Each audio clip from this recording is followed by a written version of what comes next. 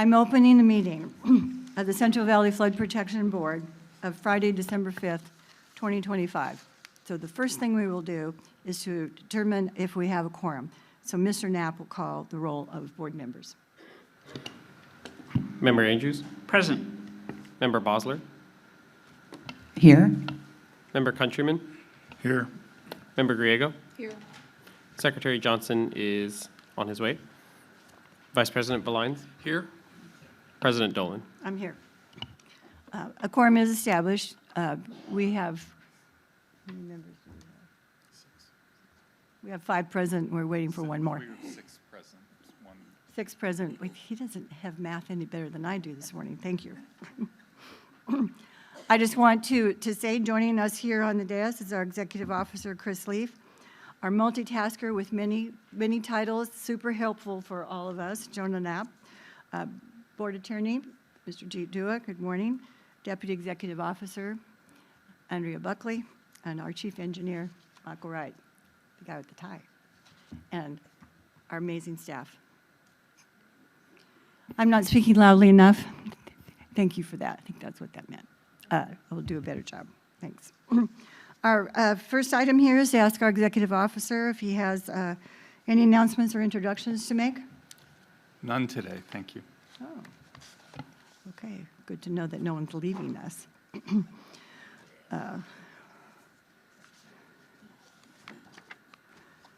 So I'm going to give a brief overview of our agenda.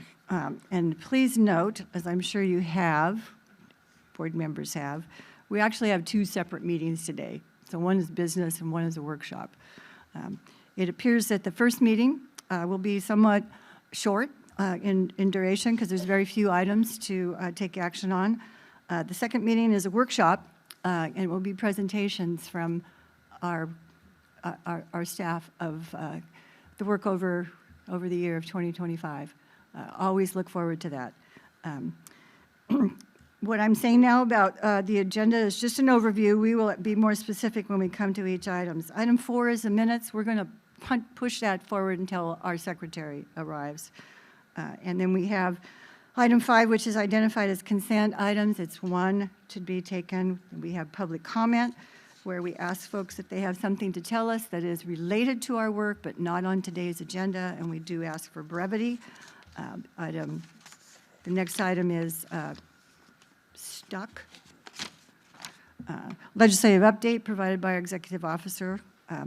Item 8 is Army Corps placeholder. There's no action or anything from them today. Item 9 is board items. There aren't any actions under that, I don't think. Item 10 is a written report from DWR. And then we have submittals that are provided to us by our various divisions and branches and offices, and I think that will be part of our workshop and not this meeting that we're doing. That's one item. We have the permits. Oh, the board items is 1 permit? No board. No, on the No. staff activity reports, you have 1. Oh, we always announce delegated permits. Thank you for that. Board member comments. Item 13, we tell you about our next meetings, dates, and locations. Item 14 is closed session. There will be one. And what we're going to do is not ask you to leave. We're going to leave. And we'll ask you to stay until we come back after the closed session. And then after that, we'll move to the second meeting, which is the board workshop. And after all of that is done, we'll adjourn. So who knows how long that will take. It's always a challenge to predict the flow of a meeting. I didn't predict that Brian Johnson would be behind an accident and not be with us right away. So I don't know if at any point I will call a break, but just know that sometimes I call a break. So now we'll go to the agenda. Any comments from board members on the agenda here? Okay, then we can go. We have a quorum, we have welcomes, we've reviewed the agenda, the minutes are later.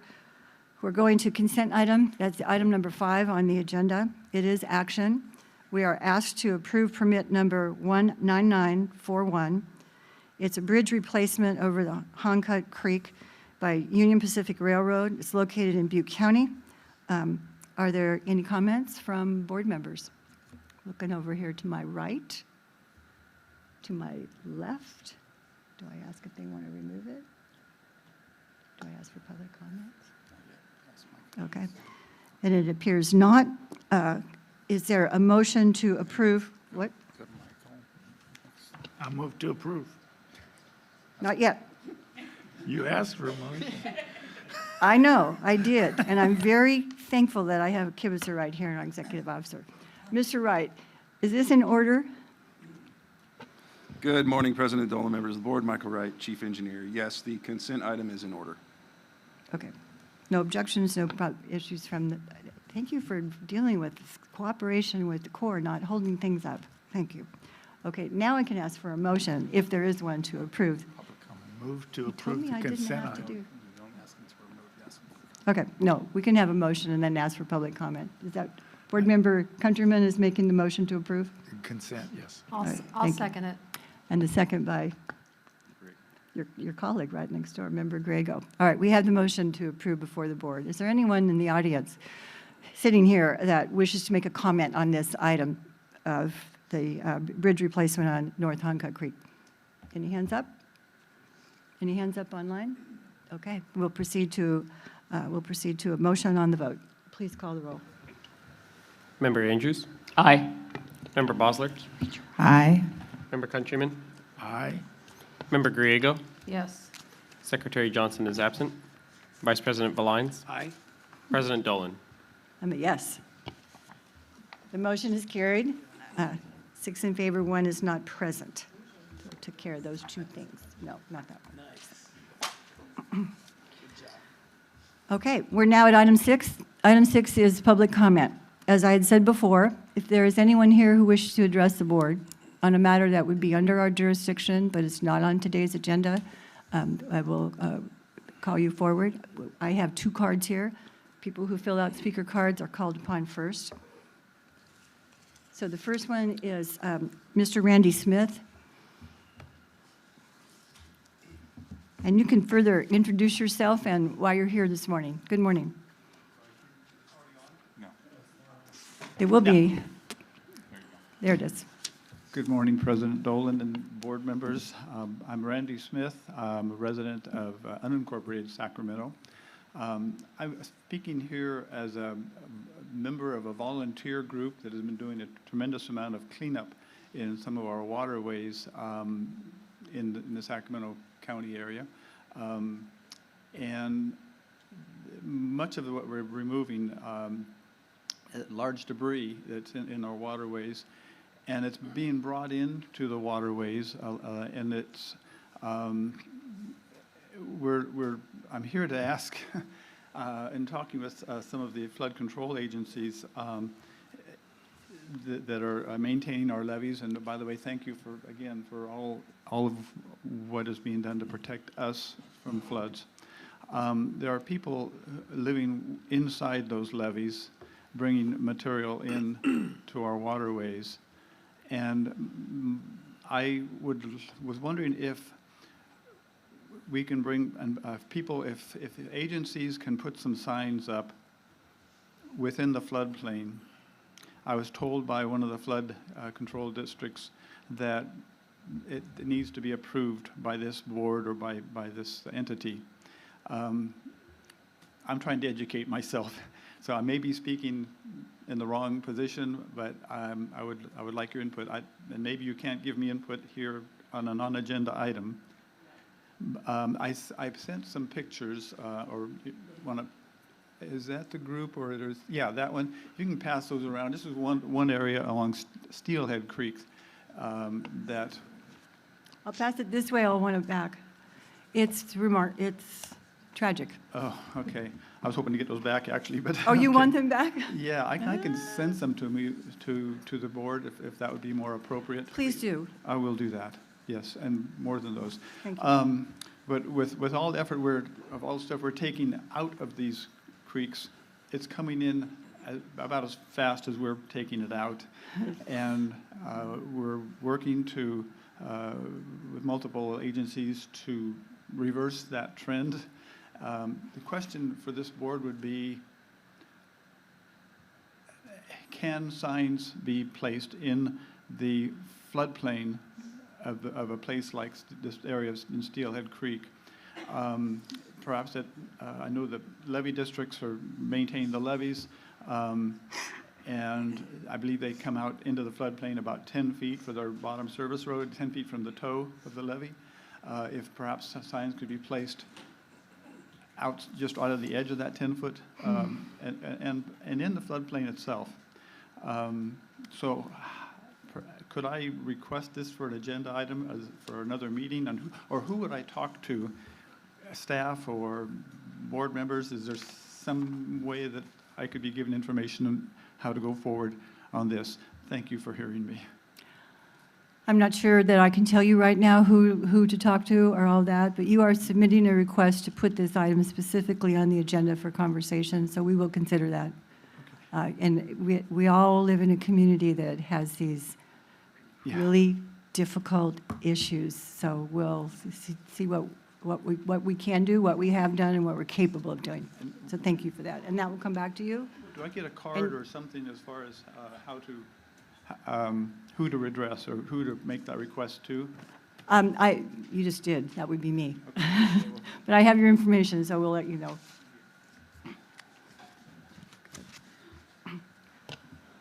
Welcome, Board Member Johnson. We're in the middle of public comment, and then we'll let you settle in, and we'll go back to you. I have another card here. Mr. Roland Brady.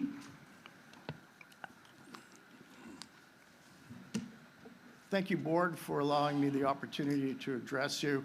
I'm following up with Randy Smith. I'm the Vice President of the Sacramento Area Creeks Council and a volunteer with the River City Waterway Alliance.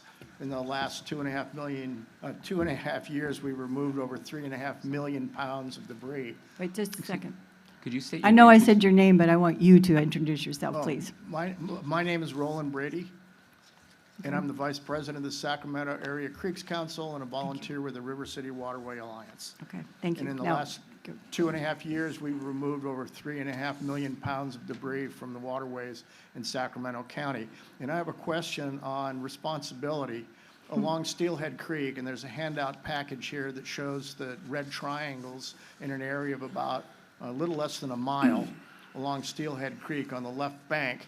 There are 27 clusters of camps that include semi-permanent structures built out of pallets and plywood. One of them is 3 stories. It's in the floodway. It floods every year there. And so far this year, the October rains have brought a rescue in that same area. Year after year, it floods. And I wonder if there is a responsibility to remove these structures before the floodwaters come. And if so, who is charged with doing this? It's right on the no person's land between the Reclamation District 1000 and the Sacramento Flood Control District. And we've met with these folks, and there seems to be some lack of clarity as to the imperative, the need to remove these structures before the flood, and who's going to do it. The structures clearly violate the city's critical infrastructure regulation ordinance, and police are available at the request of the landowner. According to the parcel viewer, it's those 2 agencies that own this property.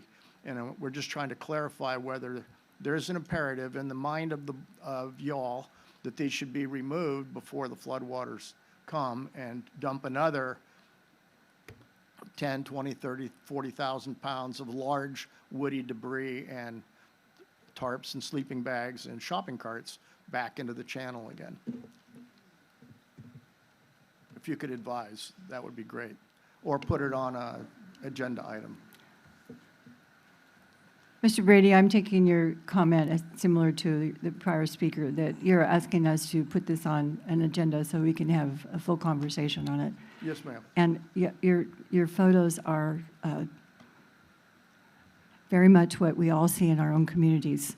Maybe that one you gave us is a little worse than what I've seen up where I live.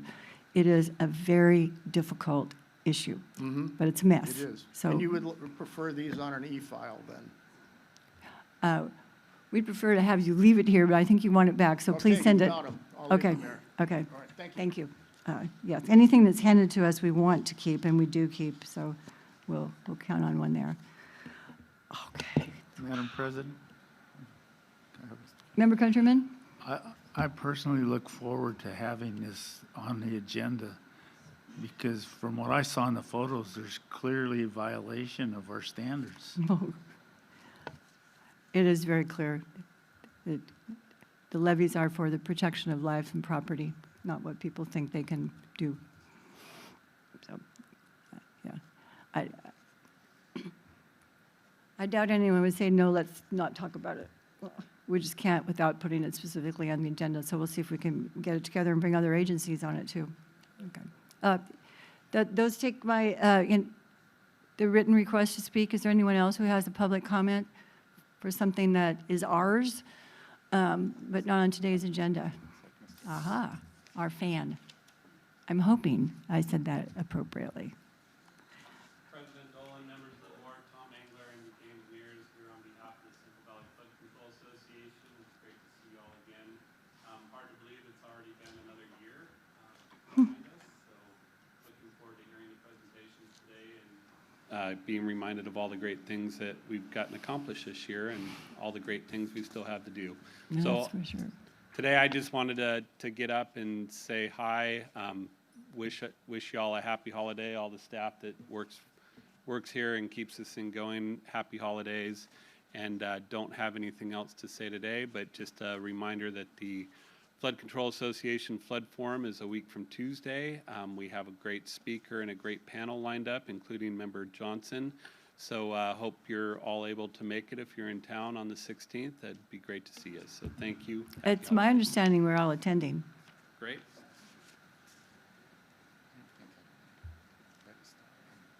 All right. We are delighted and we wish to hear from Mr. Johnson on that. You picked a good panel member. We did. Thank you. Good, thank you. Anyone else? Staff or member of Publix, if you want to say something. Okay, no. Anyone with a hand up, sir? Okay, then we can proceed. So we'll go backwards. We'll go back to item 4, which is the minutes. I will just turn that item over to our secretary, Brian Johnson. Thank you. Apologies for being late. This is, I don't think you were the person who was causing the lateness. yeah, I got stuck behind an accident. Yeah. Tough time. November 14th minutes, excuse me, I've reviewed them, I believe they're in order, but we had a suggestion for one clarification.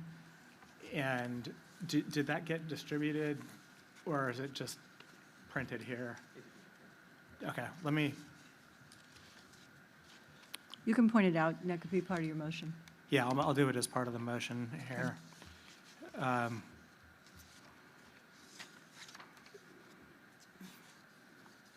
They were submitted by Board Member Andrews in advance, and want to make it. And so under the minutes for Section 9A, there's an amendment to read in reference to Mr. Engler. He also informed the board that they would continue to object to the Edwards fees on system improvements. There was a typo there and a couple of missing words. And then, but he also suggested that in the item about the advisory committee, she had me, so it would read board members Andrews and Johnson have been busy working with the various work groups for the advisory committee. And with those two amendments, I move that the minutes be adopted. Okay. Is that understood what the changes would be, board members? Okay. So you've made a motion to approve with those revisions. Is there a second to that motion? I'll second.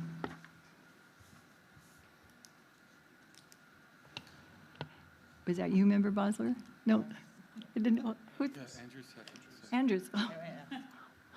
Our person who found those was like, I heard something, but the voice didn't come clear, sorry. All right, we have a second. So the motion is before us to approve the minutes, and our secretary has indicated changes that will be included in this motion. So let's call the roll for a vote. Member Andrews, Aye. Member Bosler, Aye. Member Countryman, Aye. Member Griego, Yes. Secretary Johnson, Aye. Vice President Valines? President Dolan? Yes, so the motion carries, and that's unanimous, all 7 members. Thank you, Mr. Johnson. And Ms. Andrews. Okay. Public comment minutes. This takes us to item number 7. Our executive officer prepares a written report on state and federal legislation and news. Always interesting to read. Do you have anything you want to point out? Do board members have any comments on our report from our executive officer? Any hands up? Anyone in the audience wish to comment on what's going on in Washington, D.C.? Don't you dare. Okay, thank you. And we will move on.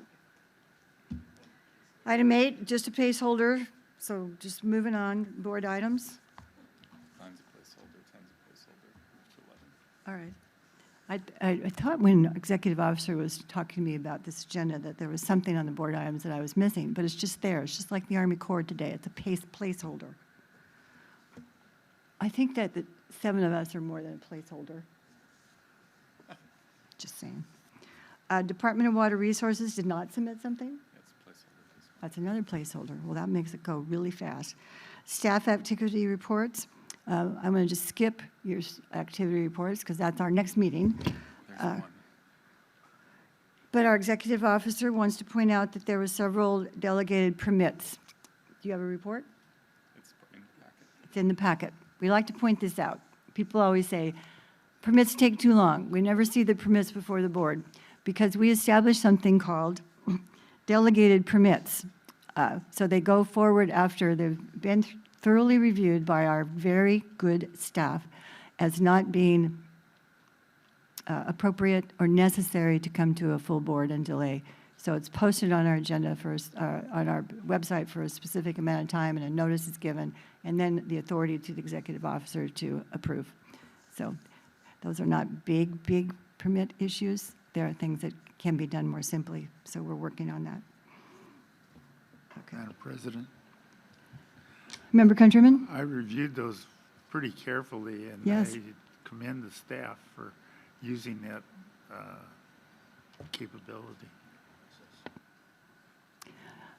It works very well, and we received those, and they're on our website, and they're thorough in why it is that they don't warrant the full lengthy period of permitting. So it's great. Anyone else want to comment on that? Anyone in the room? Any hands up? Okay, then we'll proceed. Item 12 is board comments and committee updates. Update. Yes? Just briefly on the advisory committee, we have a meeting next week, and we'll be reviewing draft recommendations from various subgroups, and hoping to get to a spot fairly soon where the recommendations are solid and supported by the whole advisory committee, and then we'll work with staff to bring them back for you all to see. And some of them are, I think, will have the type of support that people will want to start working on them even while the flood plan is coming together. Technically, the recommendations are for the plan, but we won't have any reason to wait. Thank you. Good work. Not easy, so look forward to that. Any committee or board member updates here? Okay, no? Anyone in the audience want to comment on what Mr. Johnson said? I'm going to stop making jokes. Anyone, hands up? Okay, we can move on. Our upcoming meetings, advisory agency, December 9th. The location is both online and at Central Valley Flood Protection Board's offices in the basement, or meeting room in the basement.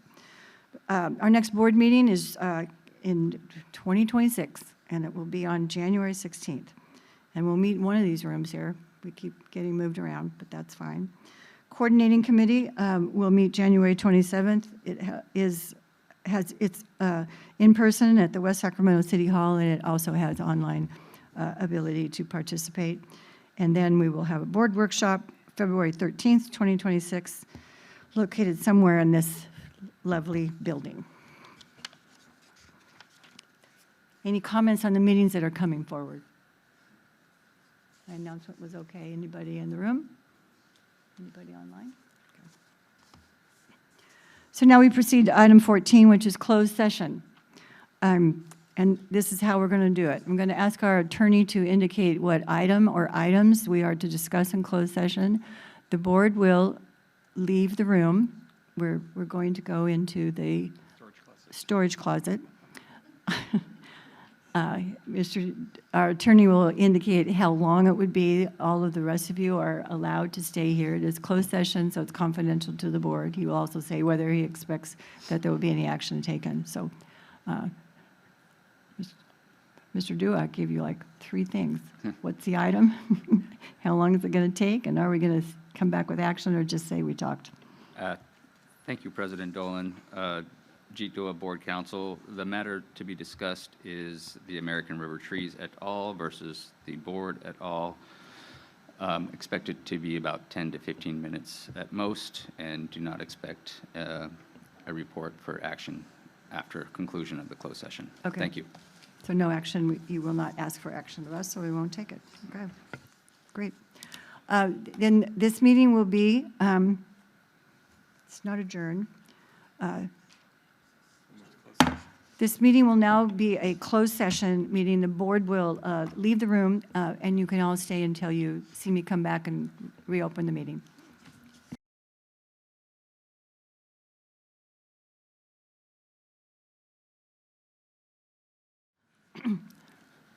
The flood board meeting resumes. We held a closed session. Mr. Dua, did we take any action? No action was taken. I actually knew that, but he has to say it. Okay. Is there any other business before the board for meeting number 1? No.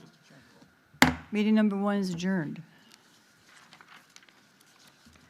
The next meeting says that it begins at 9:05. That was a guess by our staff, but it's 10 o'clock. Pretty good. I call to order the board meeting. I'm going to call it workshop flood board meeting number 2 of December. Why did I put that down there? December 5th, 2025. So here we are. Welcome again. The first order of business, seriously, is it a roll call? Yes. Okay. The first order of business is a roll call as to whether we're here. Mr. Knapp, could you call the roll to see if we're all present? Member Andrews? Here. Member Bosler? Aye. Member Countryman? Member Countryman? Member Griego? Here. Secretary Johnson? I'm here. Good morning. Vice President Valines? President Dolan? I'm here. A quorum has been established for this meeting. All members of the board are present. The second is welcome to this meeting.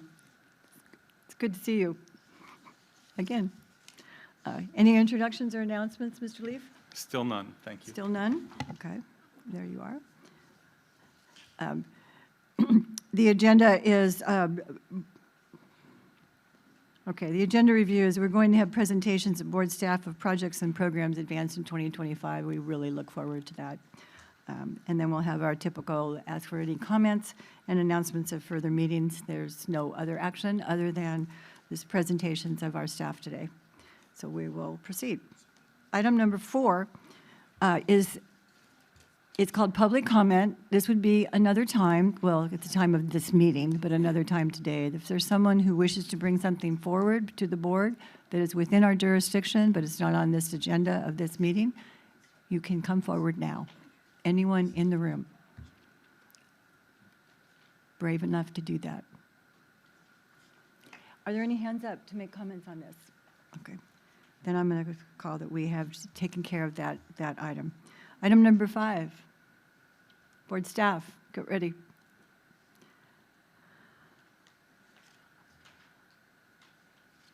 I was going to ask who's presenting this, and I was going to ask our executive officer, but he went to the podium. Thank you very much. Board items, this will be emceed by our executive officer, Mr. Leaf. Good morning. Good morning, President Dolan, Vice President Belines, board members. I'm Chris Leaf, your executive officer. I'm going to kick things off here. I'll start with the introduction, and then we will move to administrative services with Catherine Baines. Engineering divisions, Mr. Michael Wright will kick that off. Then we'll move to the Natural Resource Management and Planning Division, and Ms. Buckley will head that up. And we'll move to legal issues with Mr. Dua. And I will offer extremely brief remarks at the end. So with that, we'll move to the next slide and the one after this. You know, I always have a quote in these year ends. I only have the single quote in my presentations today. I know I've had multiple in past years, but I'll lean heavily on the metaphor. So kicking off, I just want to express my gratitude to the staff of the Central Valley Flood Protection Board. They've done extraordinary work over the past year, and despite the challenges, have made some great achievements. In our day-to-day work, we work through many issues, and we tend to see and touch all the thorns, whether they're budget, policy, process, and just all the issues that we work through every day. But staff throughout the organization, from students working on digitizing our records, admin staff keeping the office running smoothly, environmental staff keeping us in compliance with CEQA et al., engineers shepherding projects, permits, enforcement actions, or performing inspections. They work through thorny challenges in their own assignments. And as you will hear, they accomplish a lot. A bouquet of accomplishments, if you will. Accomplishments come in small and large ways. Integrating new team members, drafting and commenting on and adopting the strategic plan, finding ways to better share information between units, launching the permit application portal, educating staff at finance and the LAO about our system needs, improving internal financial tracking, having difficult but productive conversations internally and with our partners, representing the board in public venues, getting to know a colleague better, developing new regulations, launching a new website design, covering for absences, and all along the way having those little epiphanies, the aha moments that help us do things a little better. These are but a few of the roses in our bouquet. Staff, please know your work is appreciated. You are appreciated. Please remember that the next time you get pricked by a thorn. And also be reminded that your good work is important and beautiful. And with that, I will hand it over to Ms. Baines to present on the administrative section. Mr. Leaf, just stay there for just a bit. We do not transcribe. We do not ask for transcription of workshops. But I am particularly taken by how eloquent you are for the things that we believe in our board and our staff. So I'm going to ask the board if they would make a motion also affirming what Mr. Leaf has said today as his introductory remark so that we can put that in the record. Is there a motion? I'm happy to move that. Okay. There's a motion to affiliate ourselves entirely with your wording today. Is there a second? I'll second that. Second by Member Grego. Would you please ask for a vote? Member Andrews. Aye. Member Bosler. Aye. Member Countryman. Yes. Member Griego. Yes. Secretary Johnson. Aye. Vice President Belines. Bouquet and all, aye. President Dolan. Yes. Now, there needs, did you write that out, or is that in your handwriting, or is it typed? Is typed for the Okay, most part. we're going to figure out a way that we can provide that to staff. So if you're ever feeling down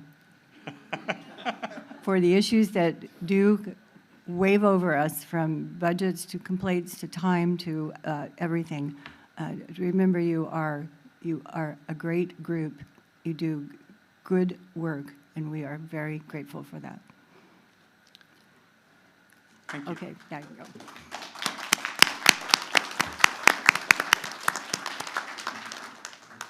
Catherine. Good morning, President Dolan, members of the board. My name is Catherine Baines. I am the manager of administrative services. And today we've gotten together some of the highlights of 2025 that we'd like to share. We like to make mention of the annual appraisal and development, the A&D evaluation, because it is such a heavy lift for all the managers to write these. It's important for staff to hear how well they're doing. These are due on December 31st, and we're about 42% complete. The annual recognition awards are today, which is always very exciting. That's something that we look forward to every year. And presenting the rest of the highlights, I have Sandy Chow for budget and contract updates, and Amber Wartink for human resource updates. So I'll hand it over to Sandy.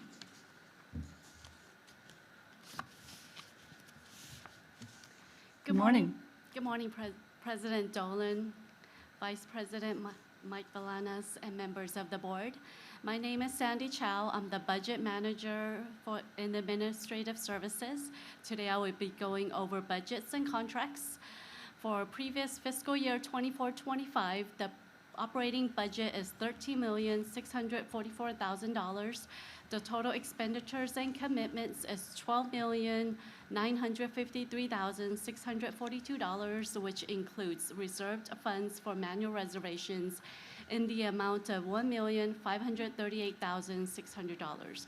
For the current fiscal year 25-26, the operating budget is $13,570,000. The total expenditures and commitments through October 2025 is $4,257,331, and the remaining funds is $9,312,669. For contracts highlights, we have 14 active contracts. 2 is for service and administrative, which includes J&K Reporting and Thomson Reuters Westlaw. We have 8 A&E task orders to support operational needs, and we have 4 interagency agreements, which includes Safeco reimbursable contract, the MMBI reimbursable contract, State Lands Commission, and City of Sacramento for the SSJDD abatement program. And for the current fiscal year, we have 2 upcoming contracts. One is for the renewal of the City of Sacramento for the SSJDD abatement contract, and the other one is for audio and media support for streaming services. And with that, I'll turn it over to Amber Wittig.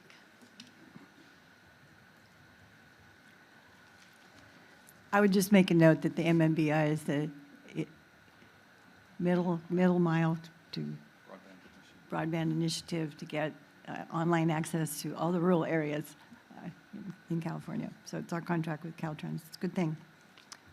Morning. Good morning, President Dolan, Vice President Valines, members of the board. My name is Amber Wartink. I'm an administrative supervisor over your Human Resources and Support Services branch. As a member pointed out this morning, I'm here to make my annual appearance. Apparently, this is when I see most of your faces, so it's good to see you. I manage a small but mighty group of analysts who provide administrative support across, up and down the organization. Just want to take a moment to publicly acknowledge the work they've done this year. They're really the grease that keep the wheels turning at the board. I'm told that often. I've got just 4 staff supporting the need of 64 positions. The workload can be pretty challenging, but they attack their responsibilities with vigor, including our Jonah nap. This year specifically, we were down 2 team members and the remaining staff had to take on the redistribution of that workload. And they did that in addition to their normal daily activities and managed to keep operations flowing. So I wanted to publicly acknowledge how well they did this year. I'm grateful for their dedication, work ethic, and great attitudes. All right, so that, kudos to the staff because they do a great job. Yes. Thank you. Most of them you'll see later on today. So let's walk through our workforce data here in front of you. We ended the year last year with 51 permanent full-time positions, and that's where we are this year as well. We have a total of 64 positions. The remainder of those would be part-time, permanent, intermittent, retired annuitants. Our workforce, of course, is heavily technological. We've got, or technical, not that many IT, as a matter of fact, 0. But we do have a lot of engineers, environmental scientists, we have legal staff, our program managers, of course, and we have 3 different classifications of analysts and 3 really amazing students that you'll hear more about later today. And we can go to the next slide, please. Just so you know, the white space on here is purpose. I know that you guys are going to be seeing lots of graphics and text later, so I just left this blank for a little break. We had only 9 recruitments this year, and we onboarded 10 hires. So I think in terms of recent years, this is a little bit of a slower recruitment year. Nice for us to catch our breath. I did want to make note that out of those 51 permanent full-time positions, we currently have 9 vacancies. Okay. Any questions? Thank you. So your recruitment is busy. Yeah. I wish we had more vacant positions that we would ask you to fill. Good morning. Good morning, President Dolan, members of the board, Michael Wright, Chief Engineer for the board, and I am also the manager of our engineering division. Next slide, please. This graphic should look familiar. You've all seen it before in presentations, as well as the 2022 Central Valley Flood Protection Plan update. I decided to use it again this year because it's a really good representation of not only what the engineering division staff do, but all of the board staff. It shows all of the programs, the flood management programs, and it may need some updating from time to time, but it's a good representation. It is. As you can see on the image, there are colored arrows that are coordinated with the 2 branches that point out the different programs that each branch runs. And on the wheel, there are 5 main areas of responsibility that staff oversee. There's our non-federal sponsor requirements in coordination with the U.S. Army Corps of Engineers, our regulatory responsibilities as defined in California Water Code, our land management responsibilities related to Sacramento and San Joaquin Drainage District land rights, our legislative requirements to oversee and develop updates of the Central Valley Flood Protection Plan, and the board's responsibility to accept it, amend it if necessary, and adopt it. And finally, our local maintaining agency assistance work that is necessary to ensure proper operation and maintenance of the state plan of flood control facilities in compliance with assurances provided to the Corps. And additionally, at the center of the circle is public forum, one of the board's most important roles that it plays. It allows folks that may be affected by any board decision to come and present their ideas on that decision, support it, or go against it if they choose. The engineering division is comprised of 2 branches, as shown on the screen. The operations branch, managed by Eagle Young. They mostly oversee permitting, enforcement, and inspection of private encroachments throughout the state plan of flood control. They also perform other tasks, as you will see shortly in the coming presentations. And secondly, the Flood System Improvement Branch, managed by Greg Harvey. They oversee Section 408 system improvement projects, federally authorized projects, as well as locally led system improvement projects, Corps-sponsored studies, storm damage repairs, PL 8499 repairs, as well as Corps inspections. There's actually quite a bit more that each of these branches do, and they will be presenting that information shortly. And I would like to take a moment to acknowledge my appreciation of both Greg and Eagle, the branch managers, and their staff and the hard work that they do and have done throughout the years. Both Greg and Eagle are highly professional staff. that have been with the board since 2019. We just have to pause right there. Mr. Harvey's Christmas attire is still means that he's professional. Correct. I would And like welcome. to thank would like to thank Greg for being Greg. Always festive.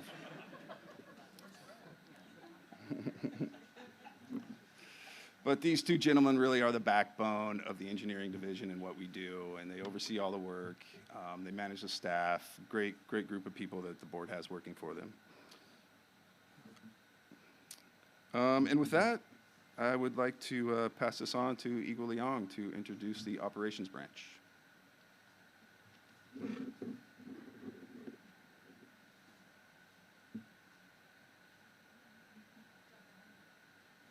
All right, I shall leave.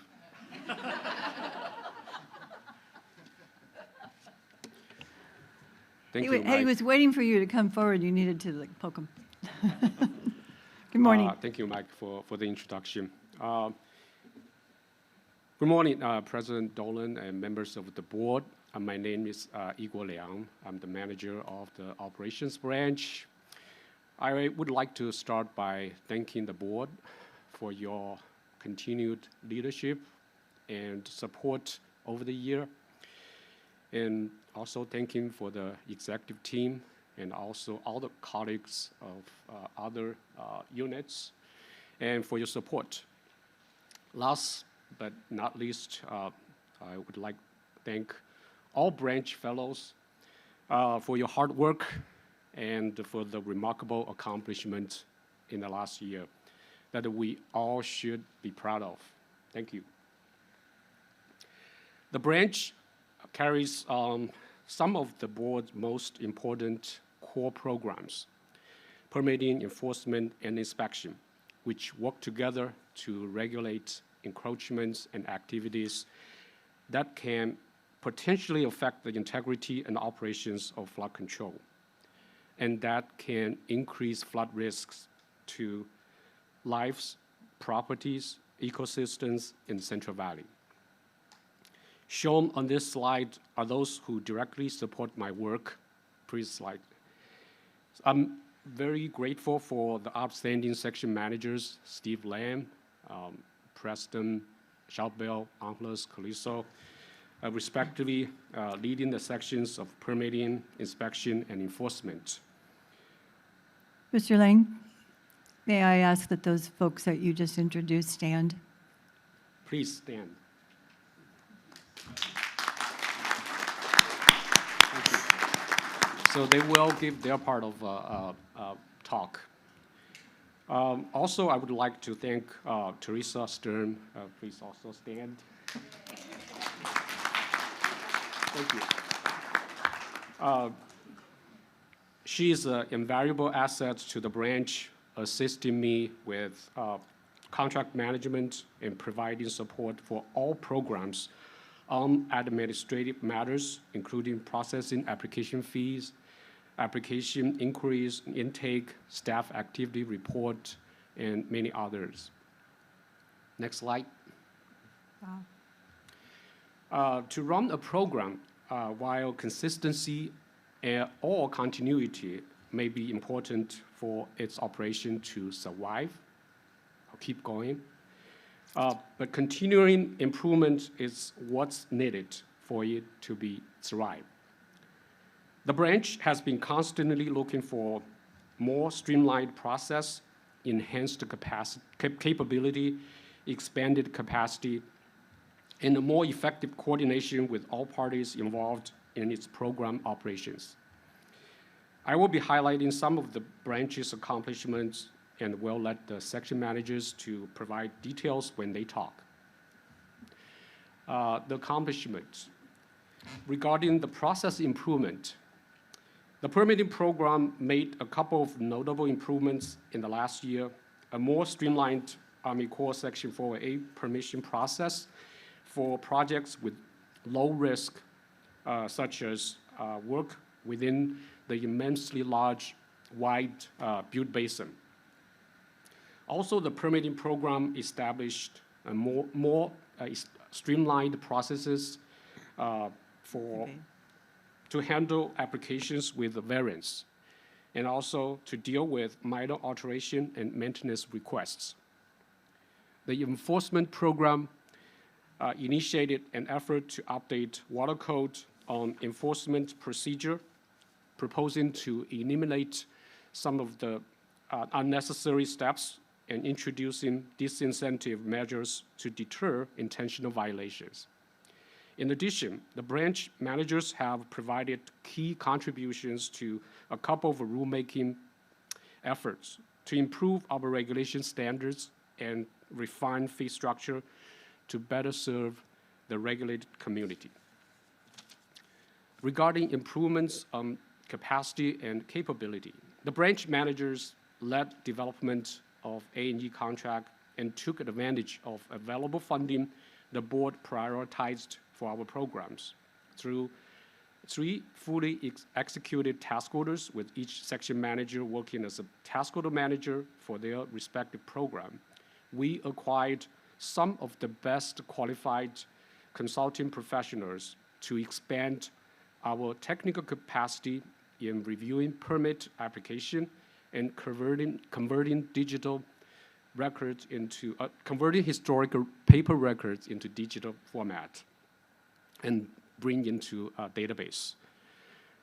They also enhance our technical capability in developing and improving database application tools such as permit application portal, web EP, and others. Lastly, branch managers elevated coordination efforts with federal, states, local, utility companies, and other prospective applicants about our regulatory program, requirements, and process. They also took available opportunity to engage with the public to promote our program and educate the public about our programs. For example, they provided, give presentation at the board business meetings, workshops, coordinated committee, and also FMA annual conference, and also special topic seminar. Next slide, please. Looking in 2026, we will focus on the following priority, which will be embedded into branches' implementation plan, aligned with the board-adopted strategic plan 2025. We will support the executive's goal of finalizing fee structure by July 1st, 2026, and will make a concerted effort to advance rulemaking on regulation standards and develop a robust implementation plan to transition us to the new set of standards. We will continue to write with the streamlined process and expanded capacity through contract to further reduce permit backlog. We will provide full support to move forward the water code update on enforcement program and start with necessary update on our regulation. We will also continue to empower staff with more effective and efficient analytic tools to database application and more populated database with digital format. And finally, we will continue to engage the regulated communities to improve our knowledge, to improve their knowledge about our programs and about the resource and assistance we can provide to help with their needs. With that, I would like to hand over to Steve Lamb for the permitting updates. Thank you. Thank you for that. Very informative, very cogent. Thank you. Thank you.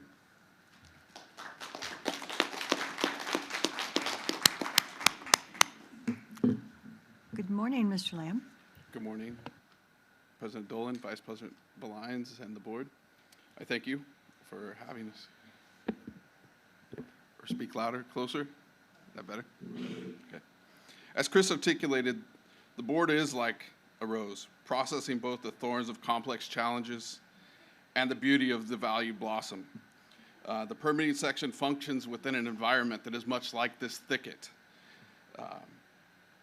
While it may have many thorns, the regulatory complexities and necessity are paramount.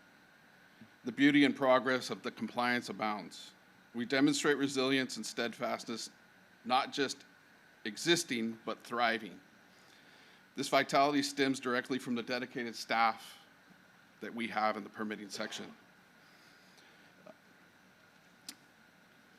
This staff utilizes this environment like the diligent quail or the threshers that abound.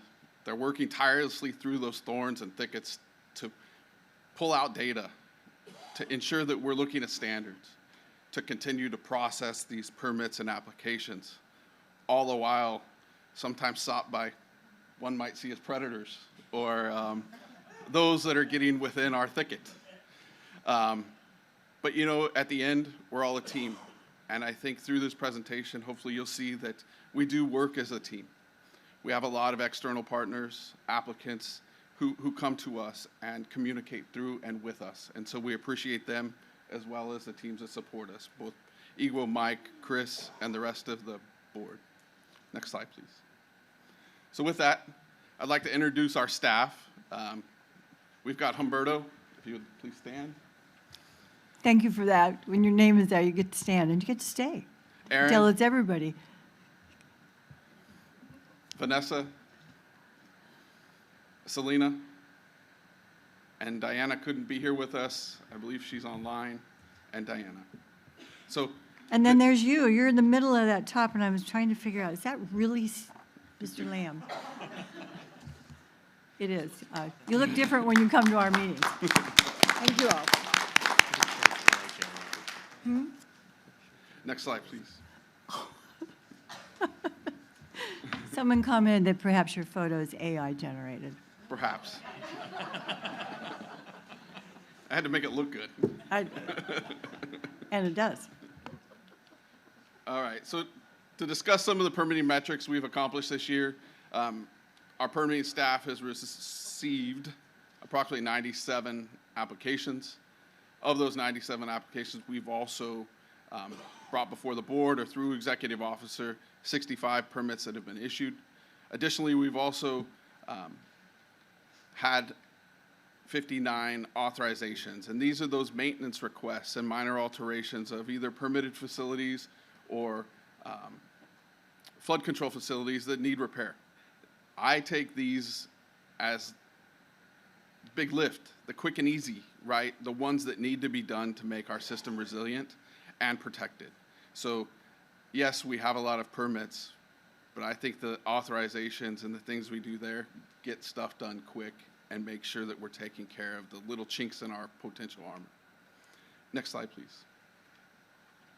So some of the other permitting section accomplishments is our communication and outreach. I've spoken about this many other times. Our outreach helps build us as an organization that people will at least communicate with.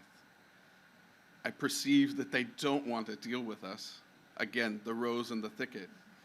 But if we can present availability, that they can talk with us and speak with us and align with what we need to allow their projects to proceed, we want to greet them with open arms, and we want to communicate that through to get through the process. So myself, as well as the staff, we've conducted over 178 meetings over the year. We scheduled them every first and second Wednesday. We speak with the public, have the Corps of Engineers involved with these discussions, as well as having impromptu ad hoc conversations about projects. How do we get through the review process? How can I get my project constructed? So we also have dedicated meetings with the Corps of Engineers to understand how our process is working with their process, what we can do to become better, what's tricky that's coming down the line, an open line of communication that has been extremely fruitful. We meet with Caltrans District 6 and District 10 monthly to discuss their projects. They're important across the state, across us as the public entities. Same with Pacific Gas and Electric and DWR. So again, the focus here is the outreach. I want to be sure that the public, as well as the board and staff, understand that we are available. We are public servants, and we are going to communicate and work with them. Some of the process improvements, as Igor pointed out, we have the permit application portal, which Preston will also address a little bit here coming up. I see this as an innovative tool to allow applicants to be able to push forward and get into the 21st century of digital transmissions, and please eliminate some paper in my office. But the hope here is that we'll be able to have that data, and staff will be able to analyze it in more quick and readable time. The database improvement platform as well. We're looking at cutting edge developments that will, again, get us from the paper scenario, take us away from cut and paste, generate reports that are fruitful to look at our metrics, our performance indicators, help staff better align with what projects they have in front of them versus spreadsheets and cumbersome note-taking.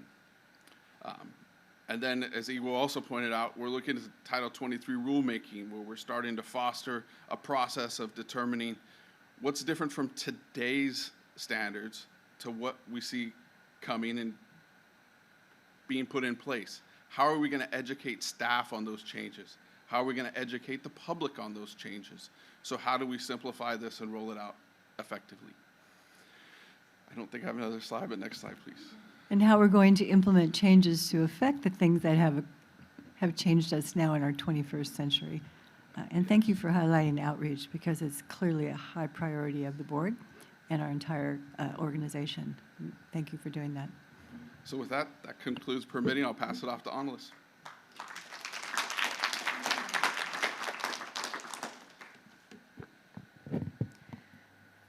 Good morning, President Dolan, Vice President Valines, members of the board. My name is Angeles Calizo. I manage the enforcement section for the board, and I'm happy to be here before you, sharing some of the accomplishments for this year for my team.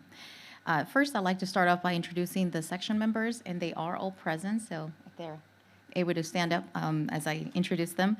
David Ismayan, who is our most senior member. He joined us in 2020. Ms. Jenny Tu, who joined us in 2022. Ian Giocares in 2024, and our most recent hire, Agustin Ortega, who joined us in March of this year. I remember, yeah.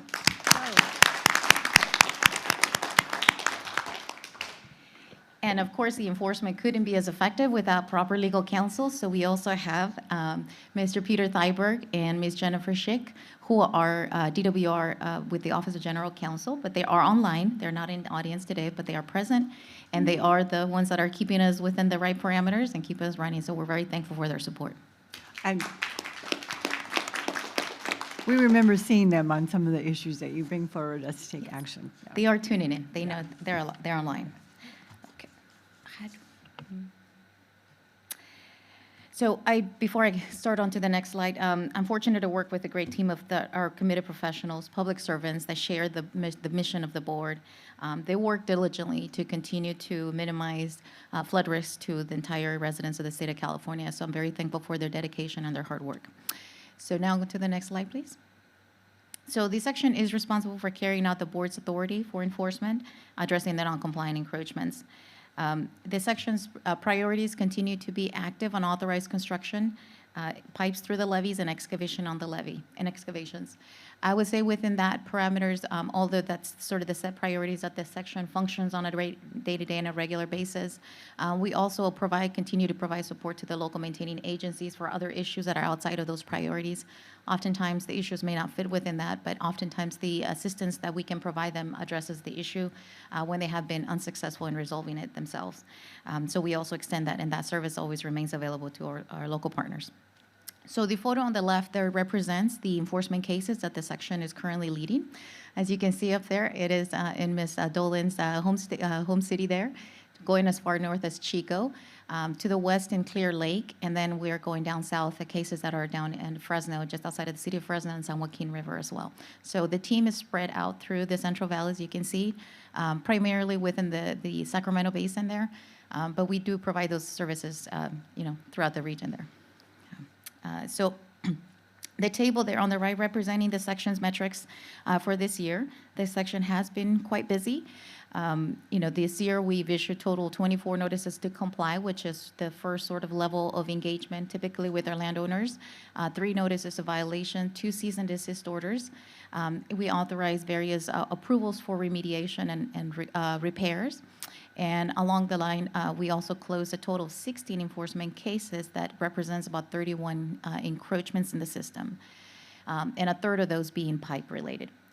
So this year, the section did, the majority of the cases came from active unauthorized construction, which is, as I mentioned earlier, is one of our priorities. So many of the cases were, leads that came to the section that were initiated for action. So next slide, please. So wanted to give you sort of perspective of some of what those cases mean, right? What they are actually looking like in the field. And in a lot of times, it's hard to see the before and after, particularly because the team has focused on pipes. So sometimes it's hard to see the before and after situation of a pipe. But here I picked a few examples to kind of give you a general overview of the cases that we've handled this year. So starting with the first case on the left there, this is out in the Brennan Andrews Levee District maintenance area, Sacramento County. That one involved active unauthorized placement of fill right up against the levee slope, expanding about 200 feet linear on the levee slope. The landowner was issued a notice to comply, and then subsequently we ended up issuing a cease and desist order due to failure to comply with the corrective actions, timely corrective actions on the notice to comply. I'm happy to report, though, that CDO never came before the board because we were able to receive a compliance plan from the landowner addressing the issue, and the work went ahead and got completed. Restoration occurred in the spring of 2025, and the case was closed earlier this year. So that was a big success. David Ismayan was the staff leading that effort. And the second picture in the middle there was active unauthorized placement of a pipeline trenching through the two levees on the Bear Creek in San Joaquin County. In that case, we got involved. The county notified us. We immediately contacted, got engaged with the landowner, had them stop the work. And this was actually this year in September. And so within the same week, the landowner stopped the work and began submitting a compliance plan. I'm happy to report that the backfill has been completed. We are awaiting some documentation before we can close out the case, but that's moving through completion and closure at this point. And Ian was the staff leading that effort. The other one there on the right is a cannabis operation that was taking place in the Yola bypass unauthorized. And so that one, we also engaged the landowners. Are you kidding? Cannabis operation. In the bypass? In the Yola bypass, yes. Like no one would see it? Yes. So it was identified. We engaged the responsible party there. They worked to do the removal, restoration of the site, and that occurred. And the case was closed earlier this year in January. So big accomplishment there as well to the team. Next slide, please. I'm not going to cover every single one of these items, but the one that I want to focus on here on this slide, another example, it's hard to tell in the middle picture there is, this is a case out in Maintenance Area 9 and South Sac outside of the city of Hood. That case actually started, as you can see from the first three numbers, the year on that case is 2018. So that has been lingering in our docket for quite some time. But this was a much more complicated case. This one was for a fish screen facility and intake that the Department of Water Resources had received approval for back in the 70s. The facility was no longer in use and operational. And what began to happen is there were sinkholes that were developing on the water side of the levee as an evidence of the improper abandonment. The pipes were failing. So we did engage the department. They quickly went ahead and put together a plan. The plan to do this work, because of how massive it was, had to be laid out over a span of years. It was a 3-phase project. So the phase 1 and phase 2 kind of looked at determining and getting a better sense for all the underground facilities that were identified and located. And then they moved through with all the permitting approvals that they needed to secure, given that it was mostly all water side work. And then eventually all the restoration of work took place this year, actually late last year and in November. And then the final documentation got completed. We ended up processing as well revocation of 3 permits that were associated with that work, since they were no longer valid. And once that all got completed, we ended up closing out the case earlier this year. So a heavy lift. You can't see that from the photo that's represented there, but that was a big lift from the team. So I'm happy to bring that to closure this year. Okay. Next slide, please. So another prioritization that the section has continued to lead and spoken on in prior years is the pipe prioritization program. The pipe prioritization program began, a process to establish and set a risk of pipes, posing them through various factors to identify those that pose the highest risk. So within that, we began looking at, currently we have about 420 pipes that are under that program, that are under evaluation. 35 that are under enforcement action. 37 have been corrected to date since 2019 is when the program really got kicked off. And then 3 were closed this year. So a huge lift there with pipes. Some of those are shown there in the screen. Some have been resolved. Others are in the process of being addressed. But that just gives you sort of a view of sort of the pipes and their age and the need to get them addressed. Okay. Next action. Next slide, please. Okay. So the other effort that Mr. Liang spoke to earlier during his presentation is the updating of the permitting records. I'm happy to say that at least I have one of the students that's present here, Danielle Johnson, who's sitting behind me. Danielle. The other 2 students had conflicts, so they were not able to be present since they are students at this moment. But Danielle and Cecia are the 2 newest hires for this effort, and they are focusing on what we are identifying as a phase 1, which is the digitizing, scanning, and uploading of our record files into our database. And then Khalid Miyar, who is our engineering student, is coming behind them under phase 2, which is updating and populating fields that, again, are further enhancing the database and a lot of the tools that Steve mentioned and Mr. Leon mentioned earlier during his presentation about making our databases much more functional and operational, but also as we look to share them with our stakeholders and partners. So the effort continues greatly within those 2 efforts. In 2025, there were 1,400 permits that were digitized digitized into a record and put in our database. And as of today, we have scanned and completed over 30% of our records of the 22,000. So a huge lift. Yes. And I'll speak a little bit more because we are looking to further enhance that effort and make much more progress much quickly because it's proven to be a very effective way of viewing our records that are in our files. Thank you for giving that report and that information, because I can assure you my generation would not be able to do it. I have faith you would be. So, thank you. You need these kinds of things, which are very, very important, and sometimes they can be tedious, but someone who understands how to do that can do it more quickly. Yeah, it's great. We appreciate you. Absolutely, thank you. Well, it's amazing the amount of information that's available at the tip of our fingerprints, and we just haven't had access to it yet. So I have one more slide, and then I'll be turning it over. How do you select? You got 1/3 of them done. That's really incredible. A couple years ago, I figured it was going to take you 22 years. We're hoping that it won't be. I'm hoping to finish it, during my lifetime. We begin it's a great question, Mr. Countryman. We started with a systematic approach. So our records are sort of in various stages. And so what we ended up doing, we said the only way we can really get a good comprehensive and make sure that we're covering all of our permits that we have on file is to start from permit number 1 and work our way upwards. So we began that effort with permit number 1, working our way up. Yes. And you want to hear what permit number 1 is, I'm assuming? I do. That's Member Countryman. He probably wrote permit number 1. No, I was prepared. I figured you might be asking what the permit number 1 might be. So permit number 1 was submitted to the board in October of 1913. And that was by Reclamation District 811, who no longer exist. And now 811 is now the area that is overseen by the Department of Water Resources under Maintenance Area 4 in the West Sacramento region, Yolo County. So it's a high bank area in the Sacramento region. That permit requested authorization for, you will guess it, levee construction. So that's what that first permit was before the board.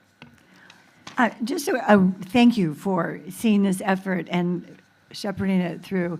But for all prior and current students, because we try to give folks who are bright but also a little less expensive to do this, it is so important to have our permits historically and now, so that we can see how that is, so we understand the whole process through there, what has been done, what needs to be done.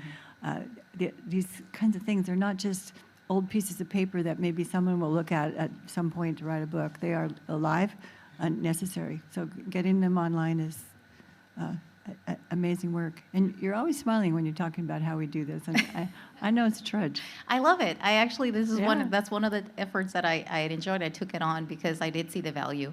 And I think everybody's recognizing the value in having that. So I'm happy to continue to lead that, and I'm happy to have the support now to continue that effort. Well, thank you for saying that. We're so fortunate to have you. Okay, so one more slide, and then I'll turn it over to Mr. Shawbill. So on operational improvements, Mr. Liang spoke about this, but again, we are looking at streamlining our enforcement process and the water code to better streamline or the program itself and the effectiveness while keeping in place the appropriate due process for landowners, right? So we know that that's important. On the technology side, we have a task order that was executed, and so we are working with a contractor at this moment to modernize our enforcement database. It's a little archaic, but it's functional, but we are looking to update it, similar to the efforts that were led this last year for the permitting database. So we're moving in that direction. I'm very excited to have that one going. And then additionally, we are also looking to use those existing, the task orders that were mentioned earlier to also expedite progress on the permitting records digitizing by using vendors and some of the contractors. So we are hoping that that will augment and expedite some of the progress. And so that's currently underway. So hopefully at the next year that I get to present to you on those metrics, maybe we'll be at the 50% plus, progress. So with that, I'll go ahead and turn it over to Mr. Shotwell for his portion of the presentation. Thank you for your time.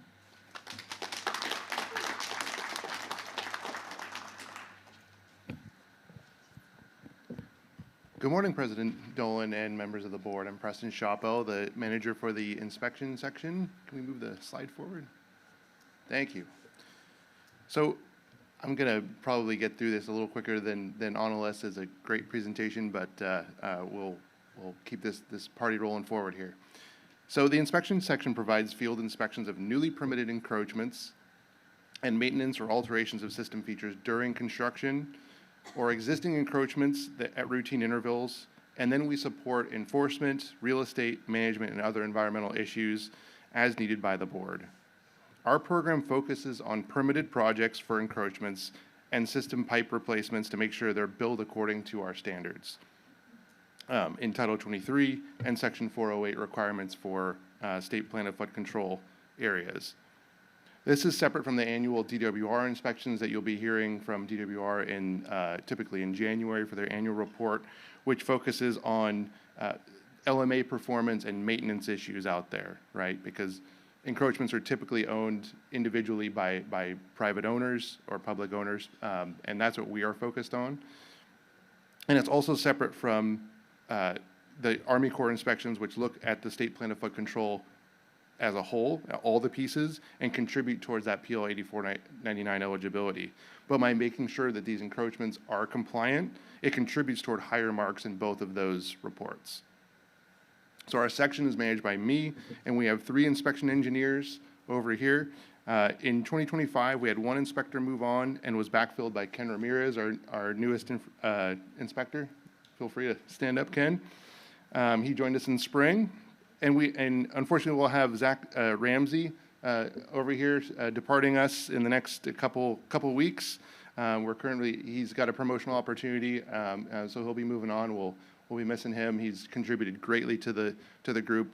It provided efficiencies with TVRs that we'll get into, and then we also have Josh Kaup, who's been with us. We were just talking about it, I think yesterday or 2 days ago. It felt like it's been a really long time. It's been about 2 years now. So.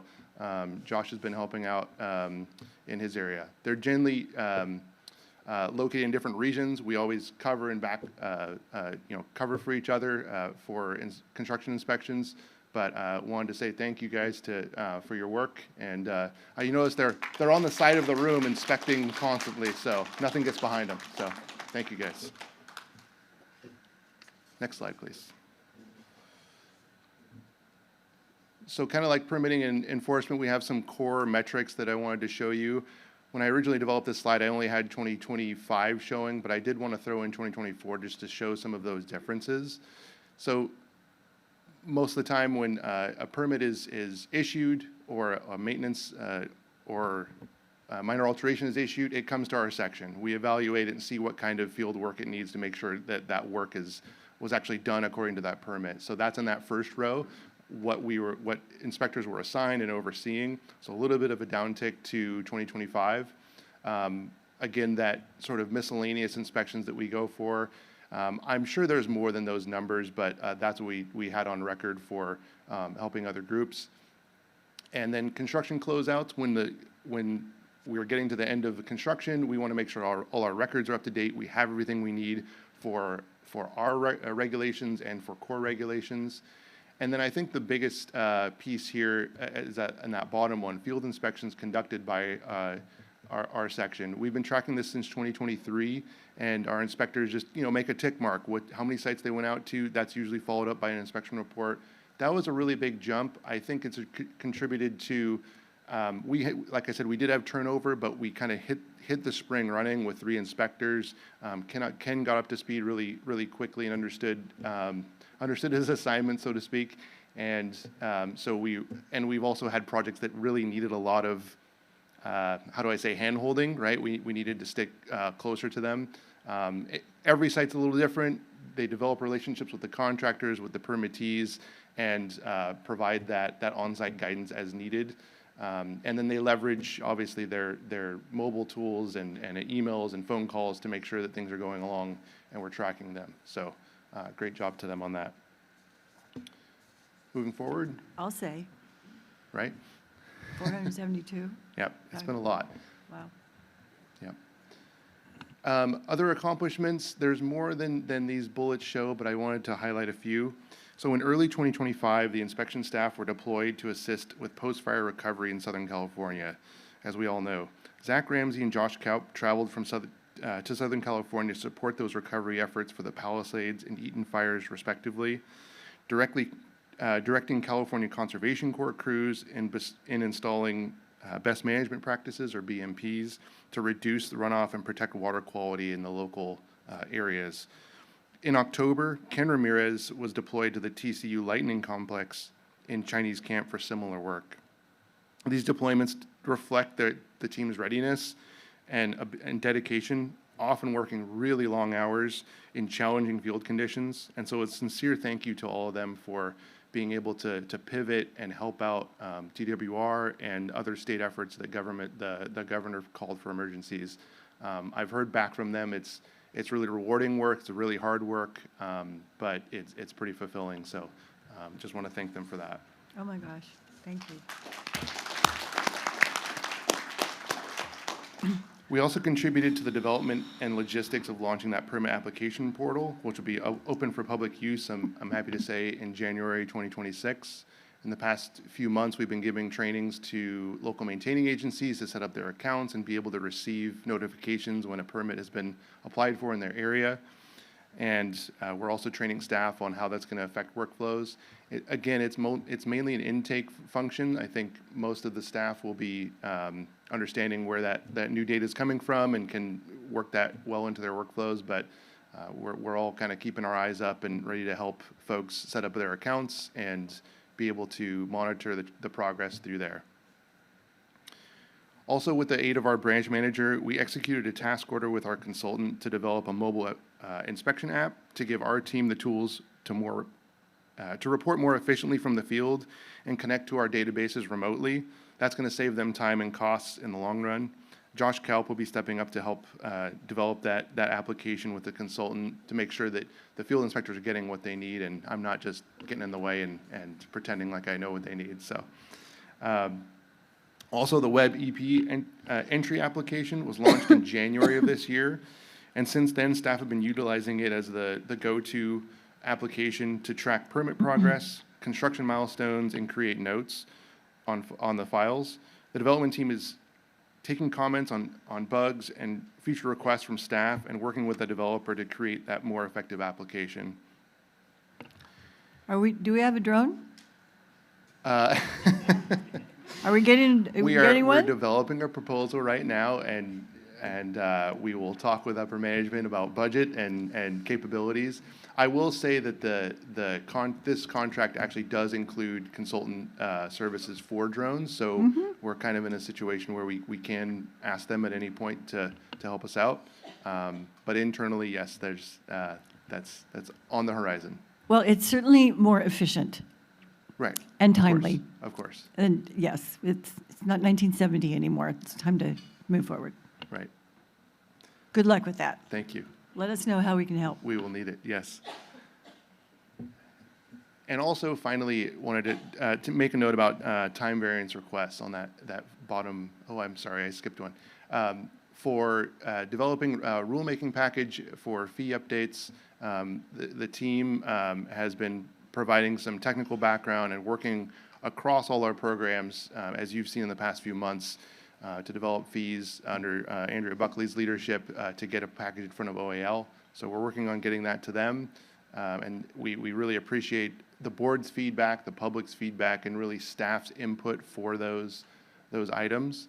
And I would really want to say it's across all the disciplines. They gave input because it's really important that we develop fees that are actually implementable, right? And so we kind of expanded and sort of flipped our ideas on their head sometimes to see what a different way was to help the public navigate the permitting process and shoulder this additional burden of fees. We understand that, and we are trying to keep that an open policy or open conversation to develop effective fees. And finally, we've been working on leading the time variance request trainings and processing those time variance requests. While construction winds down from the summer months, it never truly stops. We all know that. So our staff gave trainings to internal staff, DWR staff, on how to analyze those requests for work in the flood season, how to review the scopes of work, gathering weather forecasts, stream data, and reservoir release information to make recommendations on a pretty short turnaround. Sometimes we get requests that need to go out the same day or the same week, as we encourage people to get it in early, but sometimes we all know construction and multiple factors play into that. While I don't have a calendar year estimate because we typically go by flood season, I can say during the 2024-25 flood season, board staff overall between our group and permitting and other staff processed 172 requests during the flood season last year. So quite a bit, and I think this year we're generally on track with that. So with that, just some background. These slides, you can't really see them on the projections, but these are some of the drone photos and different construction highlights from the year that we've been working on. You'll have those in your packets, and feel free to ask me more about them after. With that, that's all I have for our group, and I'll pass it on to Mr. Greg Harvey. Thank you.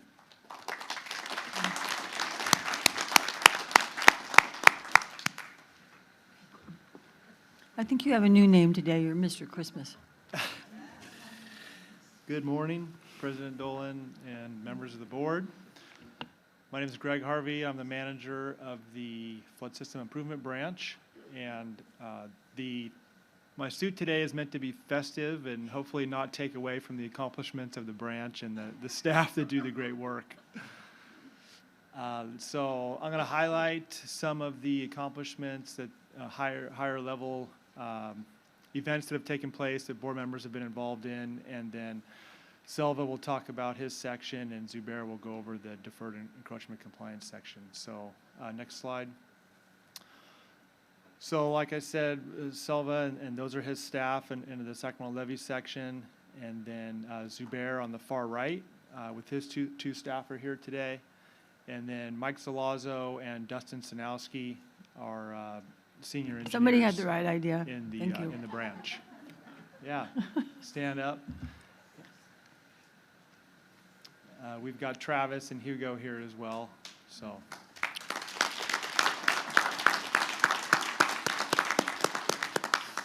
Next slide.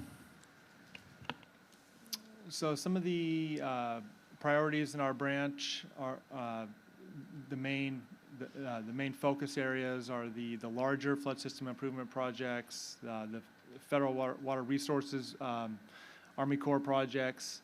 Then we have the two sections that I mentioned, and then adequate progress, safety element, and then I'm going to highlight a few of the special projects we've been working on as well. So next slide. Real quick, hopefully I'm going to just highlight some of the completions that happened this year, some of the approvals, and the upcoming project that Mr. Sinowski gave last month about the Sutter bypass. So the Marysville Ring Levee project is the physical completion has happened. There's going to be a final inspection of that project this month, and there's a few small portions left that could be locally led, but that provides a 300-year level of protection to Marysville. And then we have the Yellow Bypass East Levee project that was completed and provides protection to West Sacramento. The Big Notch project, which President Dolan attended the ribbon cutting event with Ms. Buckley and Jamie a couple weeks ago. That new fish passage facility is operational now, so if we have enough flows, it's going to be operating. The Mid-Valley project, Phase 3, Site 11, that was approved, and then the Highway 70 expansion. Mid-Valley where? Which valley? There's a lot of valleys. Which mid one? This is the improvements along the Sacramento River that protect the city of Woodland. Oh, okay, thank you. And then the Caltrans Biney Junction, it's widening Highway 70 for ingress and egress out of Marysville for emergencies that could happen, and it's also improving the levee on the east side for seepage concerns. So that we issued that permit this year. Next slide. There's someone over there smiling about that one. So this photo was from the Tudor Flood Risk Reduction Project. I'm going to highlight some of the ribbon cuttings and groundbreaking ceremonies that board members attended this year. So next slide. So this was in April. This was the groundbreaking ceremony for some levee improvements in Stockton. This is the Phase 1 TS30L project. President Dolan gave some remarks along with Carlin Emmeth and some Army Corps officials and Darren Soon from Sajafka. Next slide. And many county supervisors. And many county supervisors.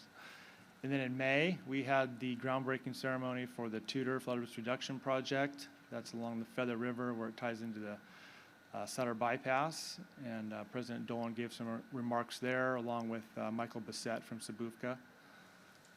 Next slide. Then in September, we had the credit transfer. This was a big event.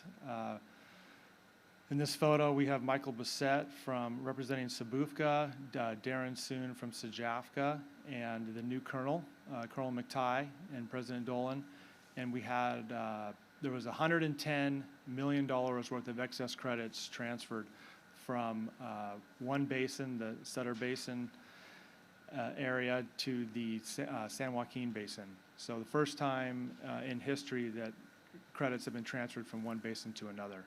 So that was a very important project. And then... No, that's a big accomplishment. Yeah. Yes, shared assets from Northern California to Middle California. Right. That was an amazing amount of work. Then carrying on the theme, in October, we had board workshop, a tour of the projects in the San Joaquin area. This was very well attended by board staff and board members. We started at the lower end and Paradise Cut, and then the Manteca Dry Levee extension, and then went up north geographically, but downstream in the system, and looked at the 14-mile slough and the Shima track. And Who took this picture? I think a representative from Sajafka did. It needs to be on our website. That's all of us. Yeah, we had a great turnout. Let's see, next slide. So some of the special projects we're working on. This is kind of goes to what Igor was talking about. One of the task orders we have in the contract we secured is the designated floodway. So we're looking at updating and modernizing that, some of the outdated boundaries, and we've been focusing on the San Joaquin area. We have some areas we're looking at on the Fresno River and the Merced and Tuolumne and some others. So that's been going successfully. High-speed rail project, TVRs, like Preston mentioned, we've issued many TVRs this year, and we continue to issue those. Once the new year comes, those will go all the way through the middle of July. So the flood season is longer down in that area. The Delta Conveyance Project, and then the state area. Next slide. The state maintenance area formation. I know the board is We don't know anything about that. very familiar with this. I appreciate. I just wanted to give my thanks to the approval process for this project, along with many others. The board has stepped up and had many meetings with different board members, and just all the work that they put in. I really appreciate it. So this was the first state maintenance area formed in 25 years. So I appreciate the work of the board on this. I think that's it. Next slide. Yeah, thank you very much. And Selva will talk about his Sacramento levy section. Thank you.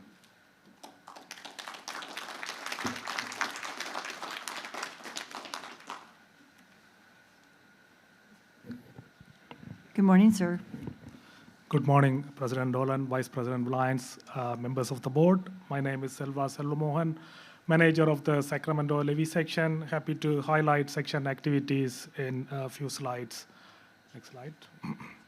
Before I continue, I'd like to introduce my staff, Karina Castro, Travis Comstock, and Hugo Changes right there. And I wanted to thank them for the wonderful job they've been doing in helping the sections activities in terms of project coordination, permitting, enforcement, project oversight, and field inspection. I also wanted to express a sincere thank you to Peter and Jennifer, DWR Council, for helping us with the enforcement program. Next slide. The Sacramento region continues to advance several large-scale flood improvement projects, including American River Common Features 2016 project, Natomas Basin project, and Folsom Dam Raise project. Each project is at various stages of design and construction, reflecting the continued investment in regional flood protection. A key component of the American River Common Features 16 project is erosion improvements along the east bank of the Sacramento River. As you can see in the last column of the table, several private boat docks were located within the construction area, and staff worked closely with owners to relocate these docks outside the footprint to allow the construction to move forward. The last phase of construction, Contract 3, is scheduled to begin next year in 2026. This slide shows images of the successfully completed erosion repairs under Contracts 2 and 4. The improvements significantly enhance levee resiliency and reduce long-term maintenance needs. This slide shows the boat dock reattachment work completed after the erosion improvements. The left photo shows the dock before construction began. The upper right photo shows the site after the dock was removed, with the piles remaining and the erosion work completed. And the bottom photo shows the current condition with the boat dock reattached to the existing piles and construction completion. I also wanted to note that in some cases, the boat docks cannot be reattached due to the completed work, and staff have been working with these owners to address the issue. The Sacramento Weir and Bypass Widening Project remains one of the most significant system-wide improvements underway.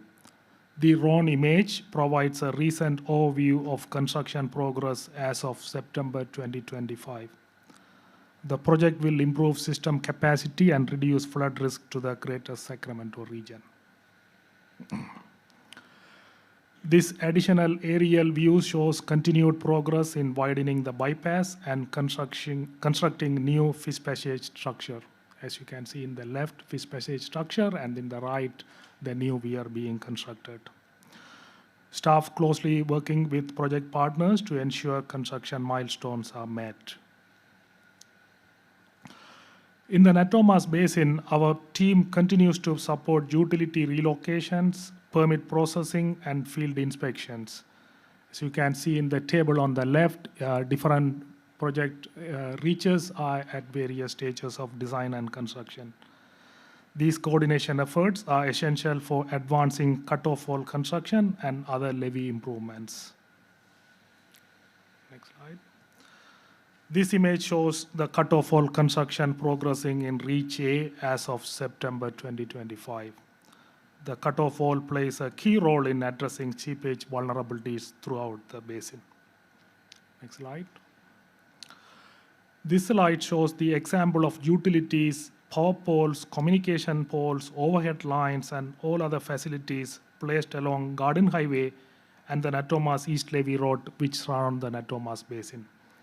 Staff continues to work on relocating and managing these encroachments in support of the flood reduction project.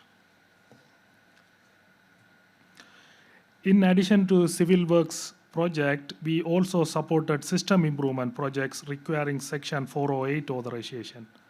These photos shows the seepage berm and pump station improvements along the Morrison Creek in the South Sacramento area. Next slide.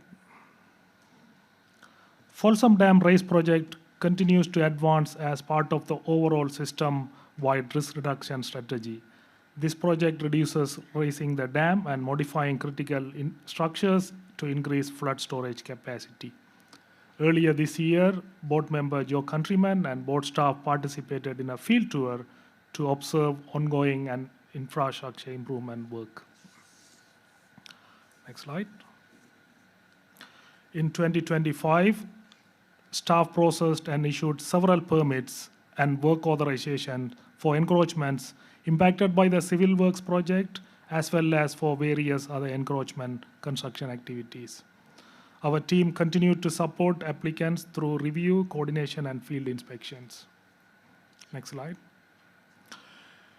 Enforcement efforts in 2025 included issuing notice to comply, notice of violation, cease and desist order, as well as addressing relocation activities along various levee sections.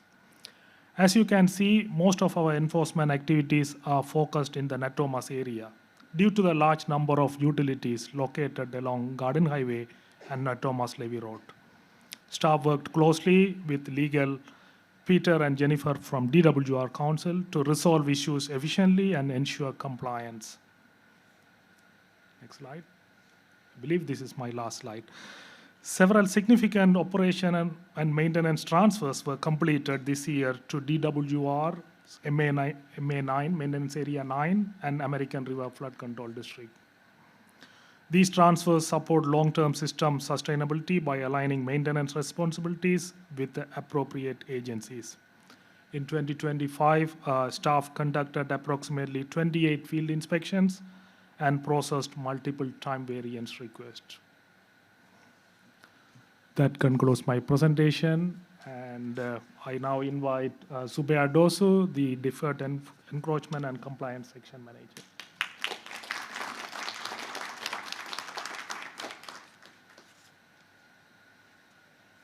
Thank you, Selva, and good morning, President Dolan, Vice President Valiance, members of the boards.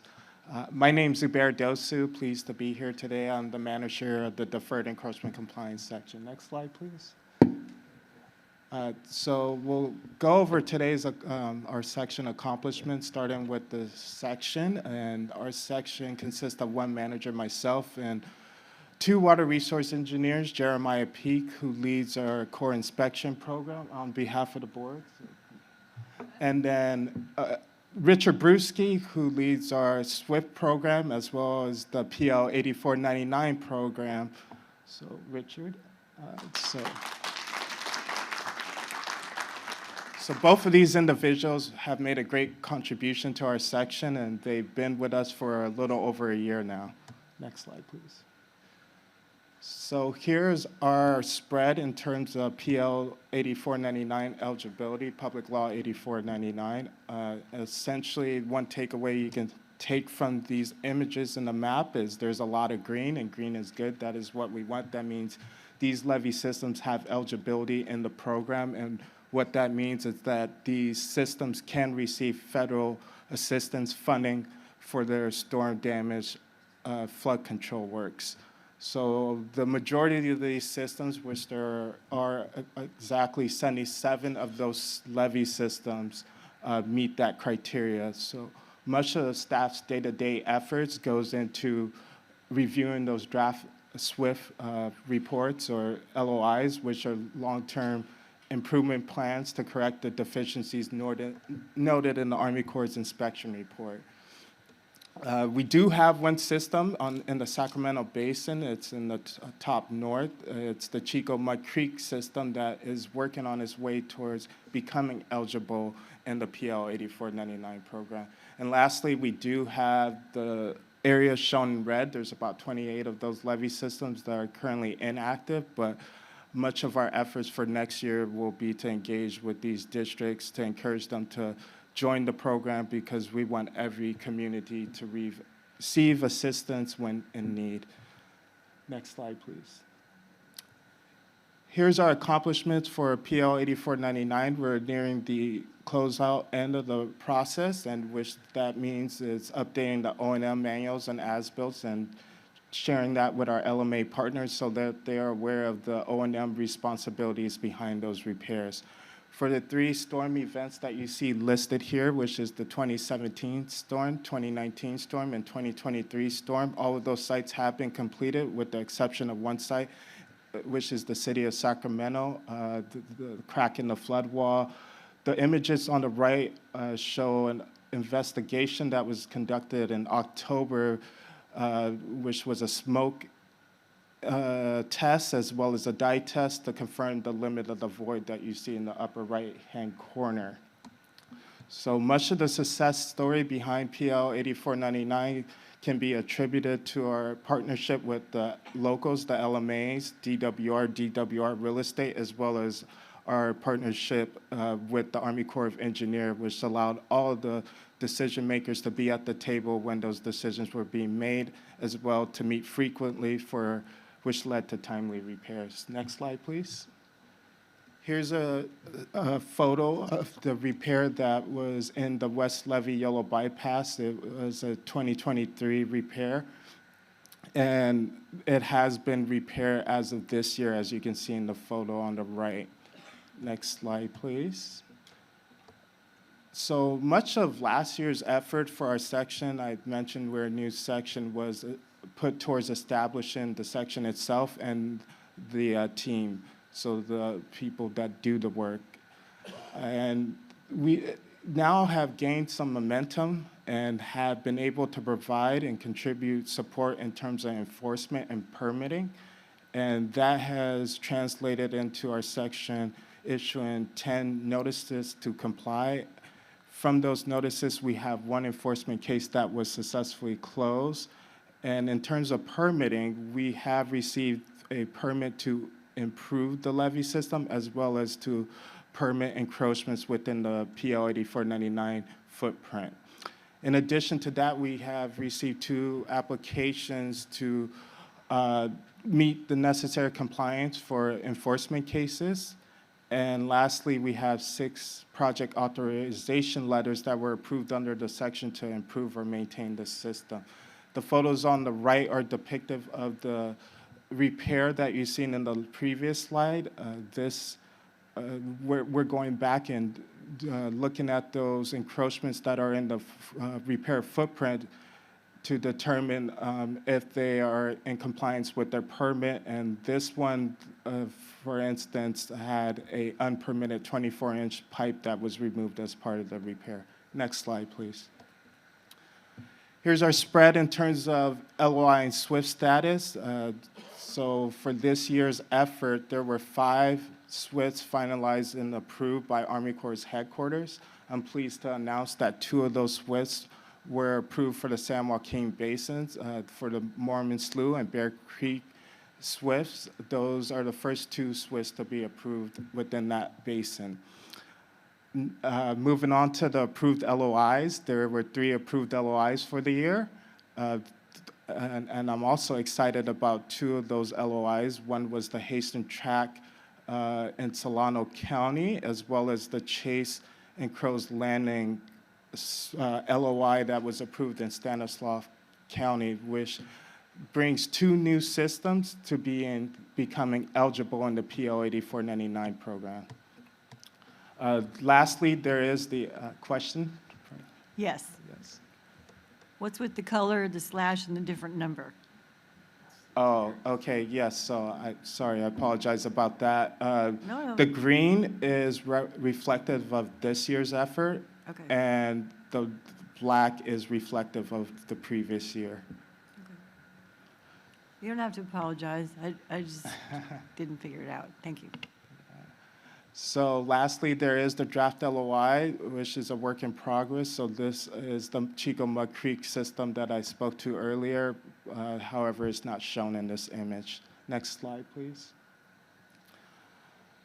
Speaking about the Chico Mud Creek system, you can see that was a system that was inspected this year, and it includes 4 levee systems. One of those levee systems was deemed active for PL 8499 from receiving acceptable or minimally acceptable ratings in their inspection, and that is the Sycamore Sheep Hollow levee system there that you see in cyan. So staff continues to support the Army Corps for their need of record transfers, as well as attending kickoff meetings and reviewing and disseminating draft inspection reports, as well as in collaboration with the Army Corps of Engineers, providing public inspection briefings. So for this year's effort, there were 6 USAE formal inspection reports finalized and presented at the board meeting for 13 levee systems, which is over 154 miles of federal levees inspected this year. So big accomplishment. With that, there was also our support to assist in 2 USIP DWR inspections. If you're not familiar with that acronym, that's the Utility Crossing Inventory Program. So that completes my accomplishments for this year, our section's accomplishments, and I'll now welcome Andrea Buckley.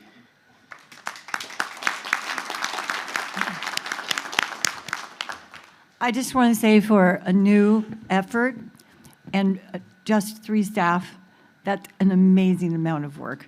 Thank you, gentlemen.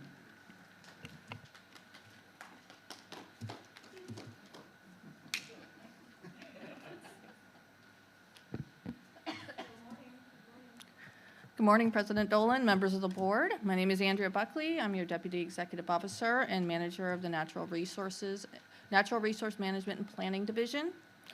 I realize we just presented a thorough report to you last month, so I hope you will indulge me as we take a moment to recognize what our staff has accomplished in 2025 and look ahead to the work before us in 2026. This team has put in an exceptional amount of work throughout 2025, and their dedication and professionalism made a real difference across the organization. You may recognize these statements as your newly adopted strategic plan goals. I wanted to highlight how this team's effort truly reflected the themes of our strategic plan, which include protecting system integrity, strengthening long-range planning, and building strong partnerships. So first, you're going to hear from Jamie Silva, our Environmental and Land Management Branch Manager, on our CEQA activity for 2025, which included some of the most complex board-sponsored certifications to date. In addition to supporting hundreds of permits, minor alterations, enforcement actions in support of the PL 8499 program. This level of activity speaks to the steady, thoughtful stewardship you bring to both flood system and the environment. We also deepened our relationships with tribes through consultation, cultural resource coordination, and regular engagement across several programs. This was some of the most meaningful work of the year, and I am grateful for the respect, care, and time you brought to every interaction. Our land management team made significant strides as well as engaging on key leases, advancing SSJDD abatement program activities, improving database mapping tools, and supporting property-related coordination with partner agencies. These day-to-day efforts keep the system functioning and support communities along our flood corridor. And then our next presenter after Mr. Silva will be Christine Van Syke, our program manager over flood planning. In planning, we had an eventful year in 2025. We adopted a charter and kicked off our advisory committee for the 2027 CBFPP update. The public draft of the Yolo Bypass Cash Loop Master Plan was released, and we look forward to a final being available in 2026. The board secured major federal participation in the Army Corps Yolo Bypass Comprehensive Study. These accomplishments not only reflect technical expertise, but a strong collaborative relationship this division has built over time. So once again, thank you. And everything you accomplished in 2025 positions us well for the work ahead in 2026. I'm proud of what the division has delivered and even more proud of the people who made it happen. So with that, Mr. Silva.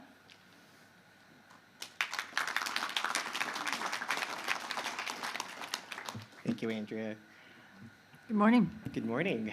Good morning, President Dolan, Vice President of Alliance, members of the board. My name is Jamie Silva. I'm the Environmental Program Manager over the Environmental and Land Management branch. So this branch consists of two sections, the Environmental Services and the Land Management sections. Next slide, please. And one more. So the Environmental Services section is currently staffed with 3 senior environmental scientists who you see here with their lovely families. It is Jennifer Callis, Angela Wintun, and Jordan Robbins to my left. We currently have one vacancy, which we are actively recruiting for, and that senior environmental scientist serves as the board's tribal liaison, so we are hoping to get that filled very soon. Next slide, please. So the Environmental Services section has 4 main operation goals: to assist, coordinate, and review projects where the board takes discretionary action under the California Environmental Quality Act, or CEQA, assist the processing of board-sponsored flood improvement projects by coordinating with the Department of Water Resources and the Army Corps of Engineers as the non-federal state sponsor and CEQA lead. 3 is to further develop relationships and partnerships with California Native American tribes in the Sacramento and San Joaquin River basins. And lastly, investigate regulatory changes and permit streamlining opportunities to advance restoration and multi-benefit projects. Next slide, please. So in 2025, the board has taken a total of 155 CEQA actions in support of permit issuance, work authorizations, and enforcement actions that you'll see in this slide. Next slide, please. So other actions taken by the board that do not require discretion by the board consist of those that support special projects, amending a local and public partnership agreements and public partnership agreements, or LPPAs and PPAs, filing CEQA comment letters with the State Clearinghouse, environmental impact report addendums and certifications, PL 8499 letter of intent and flood repairs, and various administrative actions. Next slide, please. So the board environmental staff coordinate with the Army Corps of Engineers in partnership with the Department of Water Resources Flood Project Branch on the review and approval of board-sponsored projects. Army Corps is a federal sponsor for the projects, and the board acts as a non-federal sponsor and CEQA lead. DWR lends project management and technical support for these types of projects. So this year, board staff certified the American River Common Features 2016 Flood Risk Management SEIS SEAR and approved 4 environmental impact report addendums, which include American River Contract 3A, Folsom Dam Raise, Sacramento River Erosion Contract 2, and Marysville Ring Levee Phase 2B and 3. Next slide, please. So the board's tribal liaison works to develop and maintain good rapport with the California American Native tribes. So this is accomplished by facilitating tribal requests on Army Corps Section 408 projects.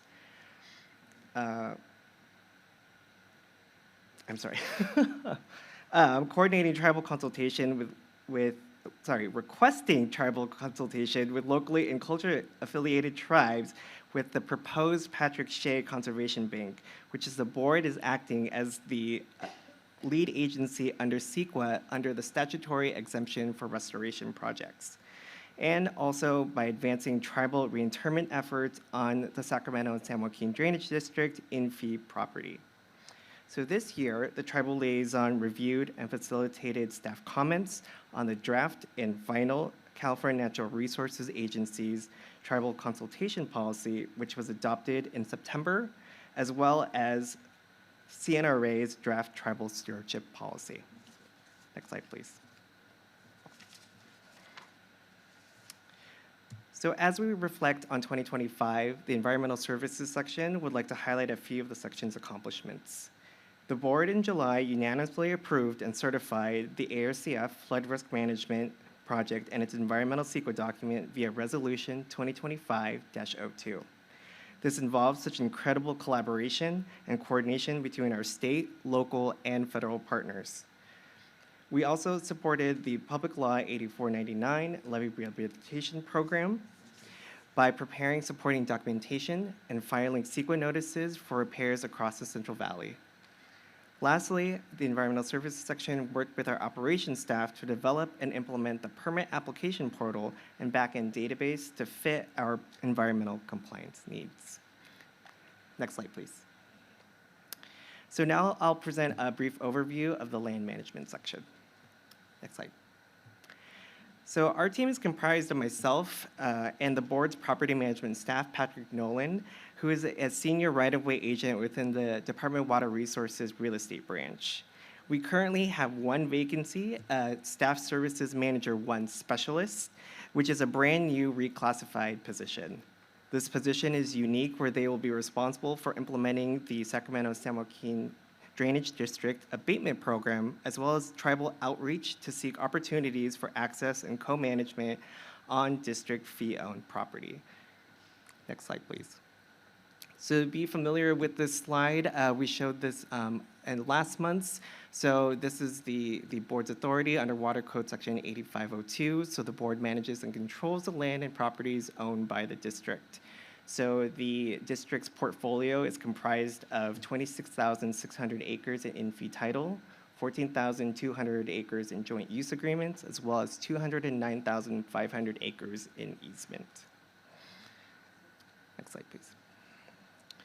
So our goals for the upcoming year includes to continue to engage with the California Department of Fish and Wildlife to inventory the district's portfolio to renew a lease agreement to expand recreational and habitat opportunities on fee-owned land, implement the board's abatement program more efficiently by recruiting the newly reclassified SSM1 position, work with entities such as the California Interagency Council of Homelessness for programmatic support, and adopting the board's own abatement policy in alignment with Governor Newsom's Executive Order N-124.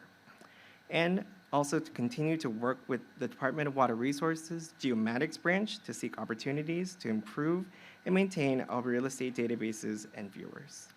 Next slide, please. So this year, the land management section would like to highlight a few noteworthy accomplishments.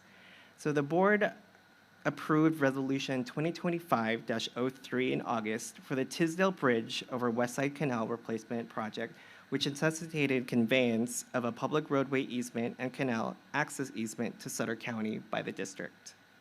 We also implemented new procedures, revising permit conditions, and training engineering staff on when to coordinate with real estate staff when evaluating proposed projects that are within district fee-owned property. We implemented database and mapping upgrades to the board's real estate viewer. And lastly, we renewed of the temporary entry permit on SSJDD property in support of California Department of Fish and Wildlife's nutrient eradication and control efforts. Thank you. And now we'll invite Christine Van Skyke to give an update on flood planning and programs.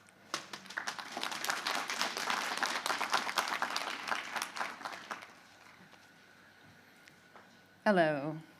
Thank you. I am Christine Van Skyke. I'm a program manager and staff Good morning. Good morning, President Dolan, Vice President Vines, members of the board, executive staff. I'm really glad to be here today, and I'm just want to say thank you, Chris, Andrea, Jamie, for your leadership and helping support the flood planning and programs branch throughout this year. As Andrea said, we did have a lot of work to accomplish and a lot to carry forward, and I've been honored and proud to lead that charge. So this is my support staff. These are my adult children, my oldest grandchild. I do have 4 grandchildren as well. And here's a quote, Chris, as well. I quoted Walt Disney, someone who did also see thorns and roses in his lifetime to go on and develop Mickey Mouse, as we all know. And this quote here, of all the things I've done, the most vital is coordinating the talents of those who work for us and pointing them towards a certain goal. And I think that emulates the work we do here at the board. It's important for us to manage and support the people that live and work in this vital environment that we help to protect. So I'm proud to be here for that. The Flood Planning and Programs Branch continue to prioritize regional and interagency engagement, supporting major program activities in the region, and those listed here on the board, including the Central Valley Flood Protection Plan and the implementation of the 2022 effort, as well as the development of the Plan 2027 update. We work closely with our regional flood management planning groups and organizations to continue to support that effort. And we're also working as a non-federal sponsor for the U.S. Army Corps of Engineers Comprehensive Study, the YOLO Bypass Cash Loop Partnership, and the Master Plan. So key milestones for Flood Planning and Programs Branch this year. Major milestones do include the $13.9 million approved budget for the Army Corps of Engineers YOLO Bypass Comprehensive Study. This 5.5-year effort truly does represent a large collaborative importance for our region, and we continue to seek the opportunity to carry this project forward. We also did, as Andrea mentioned, released the public draft of the YOLO Bypass Cash Loop Master Plan that helps to guide those efforts.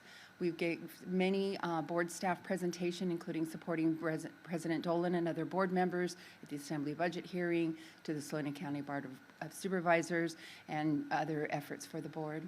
And we do also are glad to hear from our partner, Department of Water Resources, that all 6 regional flood management agreements were executed this year as well.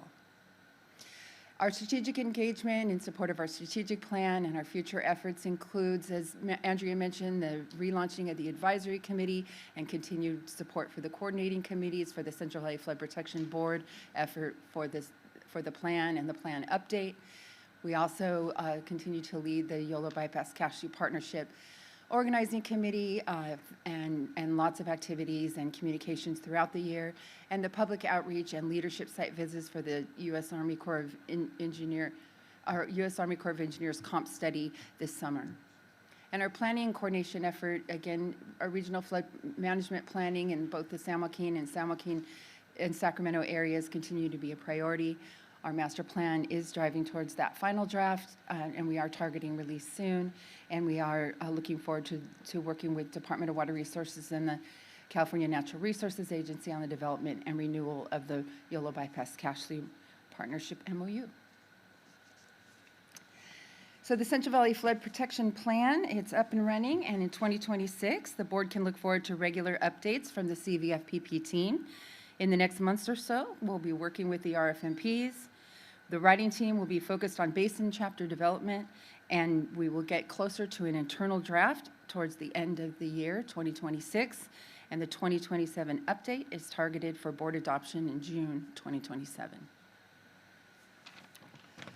The YOLO Bypass Comprehensive Study, as I mentioned, the board staff continues to work closely with the U.S. Army Corps of Engineers, Sacramento Area Flood Control Agency, and the Department of Water Resources for this major federal effort. It's designated as a mega study. It's a national priority, and the region's challenges remain at the level of federal interest and importance. This opportunity helps us unlock the potential for future funding and is prerequisite for federal construction funding and long-term investment. This really looks to the long-term work that needs to be done in the Central Valley to continue our work and to continue to provide those protections to those that live and work in the region. The board plays a key role in this multi-agency coordination under the Flood Planning and Programs branch, including acting as a non-federal sponsor and lead for the state side, and we work on the study to set the stage for action, including technical, environmental, and policy foundations for future projects. The work is underway to identify alternatives and tentatively select a plan this next year, and a final package is anticipated in 2029. The Yolo Bypass Cashew Master Plan, as I mentioned, we did release the public draft in June of 2025, and we are looking forward to that final draft coming out very soon. So the Yolo Bypass Cashew Partnership continues to be an important priority of collaboration and communication and engagement, and the board plays a very large role in keeping the partnership going. I love this slide because it does show the 16 agencies and that coordination that's an important part of the work that we're doing. It's our role as the Flood Planning and Programs branch under Andrea's leadership and Chris to lead long-term planning efforts that are aligned under the Yolo Bypass Cashew Partnership, and we look forward to working with our partners in the continuing years to keep this important initiative afloat. Next slide, please. The Flood Planning and Program branch, we are participating, as I show, in these large-scale planning efforts and engagement with our partner agencies. Collaboration, communication has been a key theme throughout all of the presentations here today, and the staff at the board. We work hard to create these relationships and continue these opportunities, and the Flood Planning and Program branch is continuing to lead these long-range planning and engagement efforts to plan projects, programs, and policy initiatives to get us further down the road on the work that we need to do, both today and in the future. We prioritize and focus on our collaborative efforts for local, state, tribal, and federal partners, and I'm proud to be the lead in that effort for the branch and for the board. I go to a lot of meetings, and I'm engaged in a lot of different activities that are going on to help create that consistency and that continuity that's so important in the work that we do. And this helps us leverage the possibility for existing and future funding for multi-benefit solutions that really can make a difference in the region, as well as for us to identify and prepare and identify evolving flood challenges. So with that, that wraps up my portion for Flood Planning and Programs branch and for our group. Thank you And for next- showing us the photo of your support staff. Yes. And the other photos there, yeah, adorable. But the amount of effort and work that you accomplish being the sole person, this is astonishing. I am so grateful for your knowledge and your energy and keeping these things going. Thank you. It's my honor. It's my honor. pretty amazing. I'm assuming that you don't sleep. Thank you. Thank you. I appreciate that. Thank you. And then next up, I'll introduce Jeet to our board council. Thank you, Christine. Yeah, I just realized that I didn't used to have to wear glasses a couple of years ago before I came up here. Actually, I can still see it without glasses, but this is much better. Still morning. Good morning, President Dolan, members of the board, Jeet Dua, board council. I'm going to advance the slide. Thank you. So here we have our legal staff, which has not changed, I think, in quite a number of years. It's coming up on, we have, yeah. You know, I just realized it's coming on 10 years for me with the board, and I'm not sure right? for Sarah how long it's been. 7 for Sarah. And that's actually, I think, really important to have that continuity. I really appreciate the ability to have been serving the board for such a long time. When I took this position, I told our former president Bill Edgar that I was looking for a position that I could retire to. I was done in private practice and moving around and was really looking for something that I could just have one client. And I am very appreciative to be able to serve you. Next slide, please. So these slides are really just a rehash of what we do every year as legal counsel in providing a supportive role for board staff and to the board's initiatives. And I'd like to go off script a little bit here just to acknowledge our staff. We hear it every year, but I've seen it over the years. And Amber, I know she's not here right now, but to borrow from her, small but mighty, it really is true. Our staff wears many hats, and for the amount of responsibility and the geographical scope that this board has jurisdiction over, it is really amazing the amount of work that they are able to accomplish. And I don't know the percentages in terms of turnover compared to other agencies, but certainly with an agency of this size, turnover impacts us definitely probably more so than larger agencies. And yet, it seems like we just keep humming along. And I just want to acknowledge that it demonstrates two things to me. First, that our managers are doing a great job in selecting highly qualified professionals to fill those positions.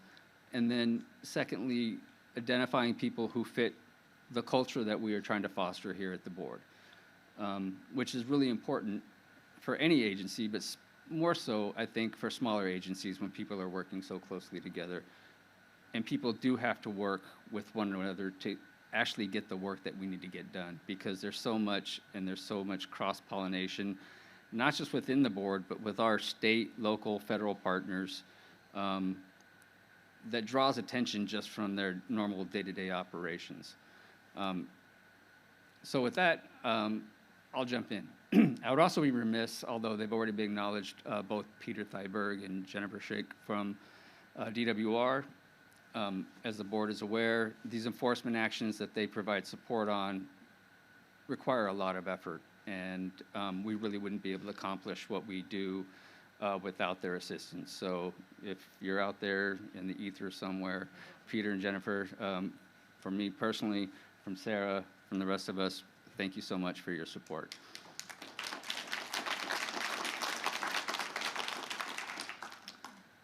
So with that, I'll go ahead and jump into the stuff that we normally do.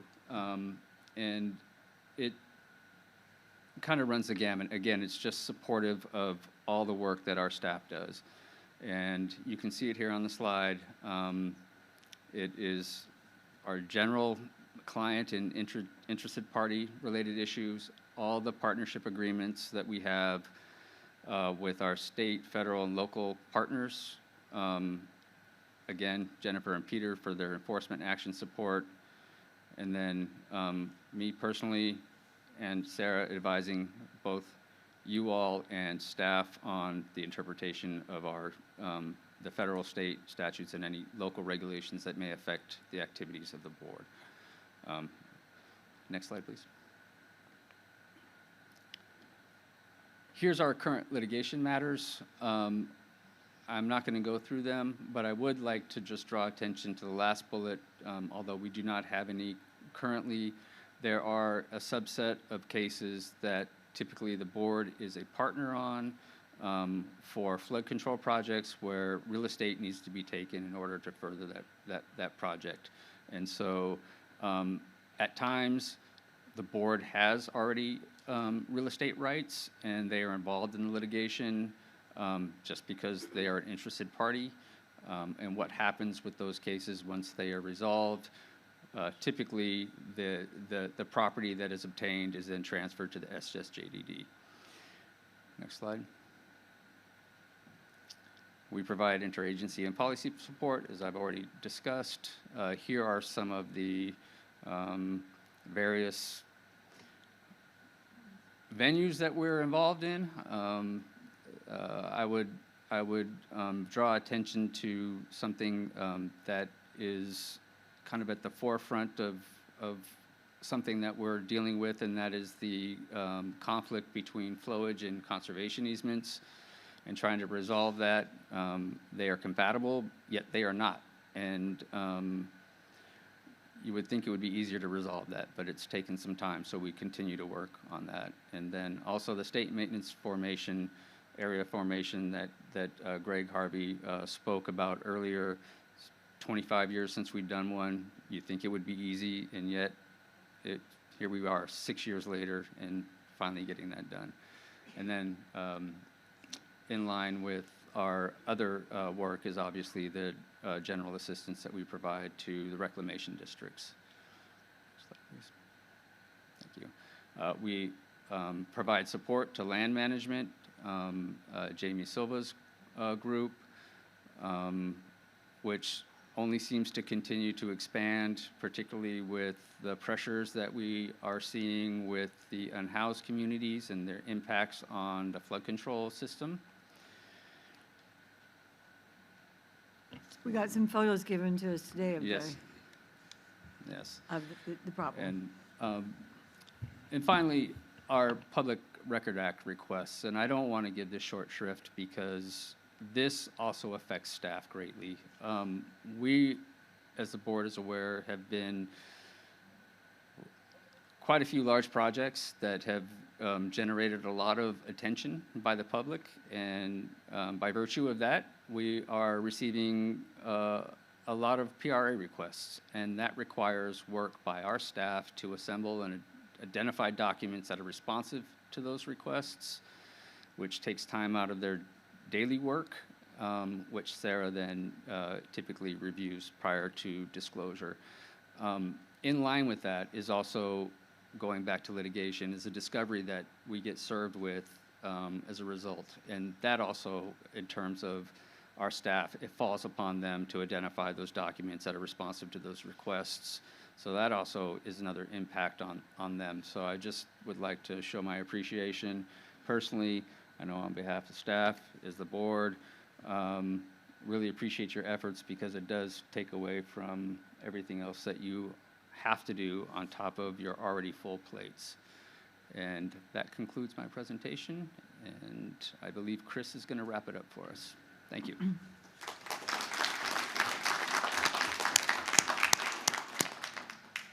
So no comments from Sarah, huh? All right, Ms. Shai. Well, as promised, that was quite a beautiful bouquet of accomplishments. Thank you, everyone.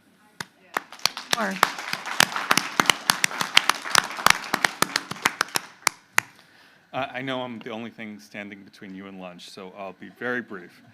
As we enter 2026, we will continue to face challenges, and we will continue to work through them creatively and together. As staff come to you in their staff activity presentations next year, they will discuss their branch's implementation plans for the strategic plan. We'll see the 2027 update to the flood protection plan start taking shape. We'll continue our efforts to update and improve our regulations. And we'll continue to look for ways to do our work smarter and better, both internally and with our partners. There are other things, and they'll come to light as they come to light next year. But to end, I'd like to thank the board for your support and for your guidance.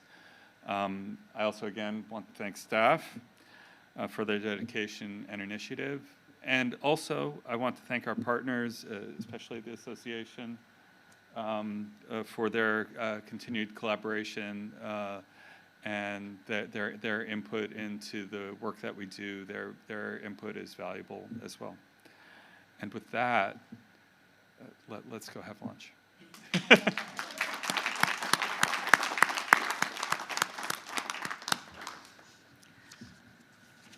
This agenda has a duplicate of the other items on agenda number 1. So I'm just going to go really quickly. If the board wants to interrupt at any point to say something, you can, because I don't think you should. Item 6 is board comments and committee updates. I think we did that before. We have one thing I want to share. Oh, aren't you brave? I know. I'm standing in between All right. you and lunch now. Member Grego, always. Thank you. I just want to share with something. I sit on another public utility board in my county, and a couple of years ago, I asked the staff and the board to introduce another form of how we contact our public in an emergency. And we just established sirens. We used to use them back in the day before there was cell phones and Right. pagers and such. And that for the fire departments, they would alert by sirens to come to the firehouse to go to, either a medical call or for a fire. So since we had that technology, I asked them to bring it back online. And it took some time to do that. But one thing I can tell you from being in 3 evacuation disasters is that when you need technology the most, it's not there. And so we're going to sound off our first, we're training the public to what to hear and how to react. And so we're going to have our first siren education roll on January 6th. And what was interesting is that I had some pushback by OES through the county. And I guess it was a territorial issue. And they had a way of finding my way about seeing why I was doing this. But what was interesting is that Code Red, which Yuba County has and most counties do, was offline nationally. Just goes to show you that you can't rely on just one system, that you have to have backup systems in play in order to alert your public and make them aware of emergency situations. All 3 evacuations that I've been in, though they were better each time, were never really quite successful. People panic and things go wrong. And so giving the South County an opportunity to be aware that they need to tune in to their local radio or television station, or if Code Red's available, Code Red, to get instructions of what to do and what, how to react. So I just wanted to share that with you because we're coming up on the winter season, and it's always good to know and have a plan, whether it's to your family or through your community, of how to react in an emergency.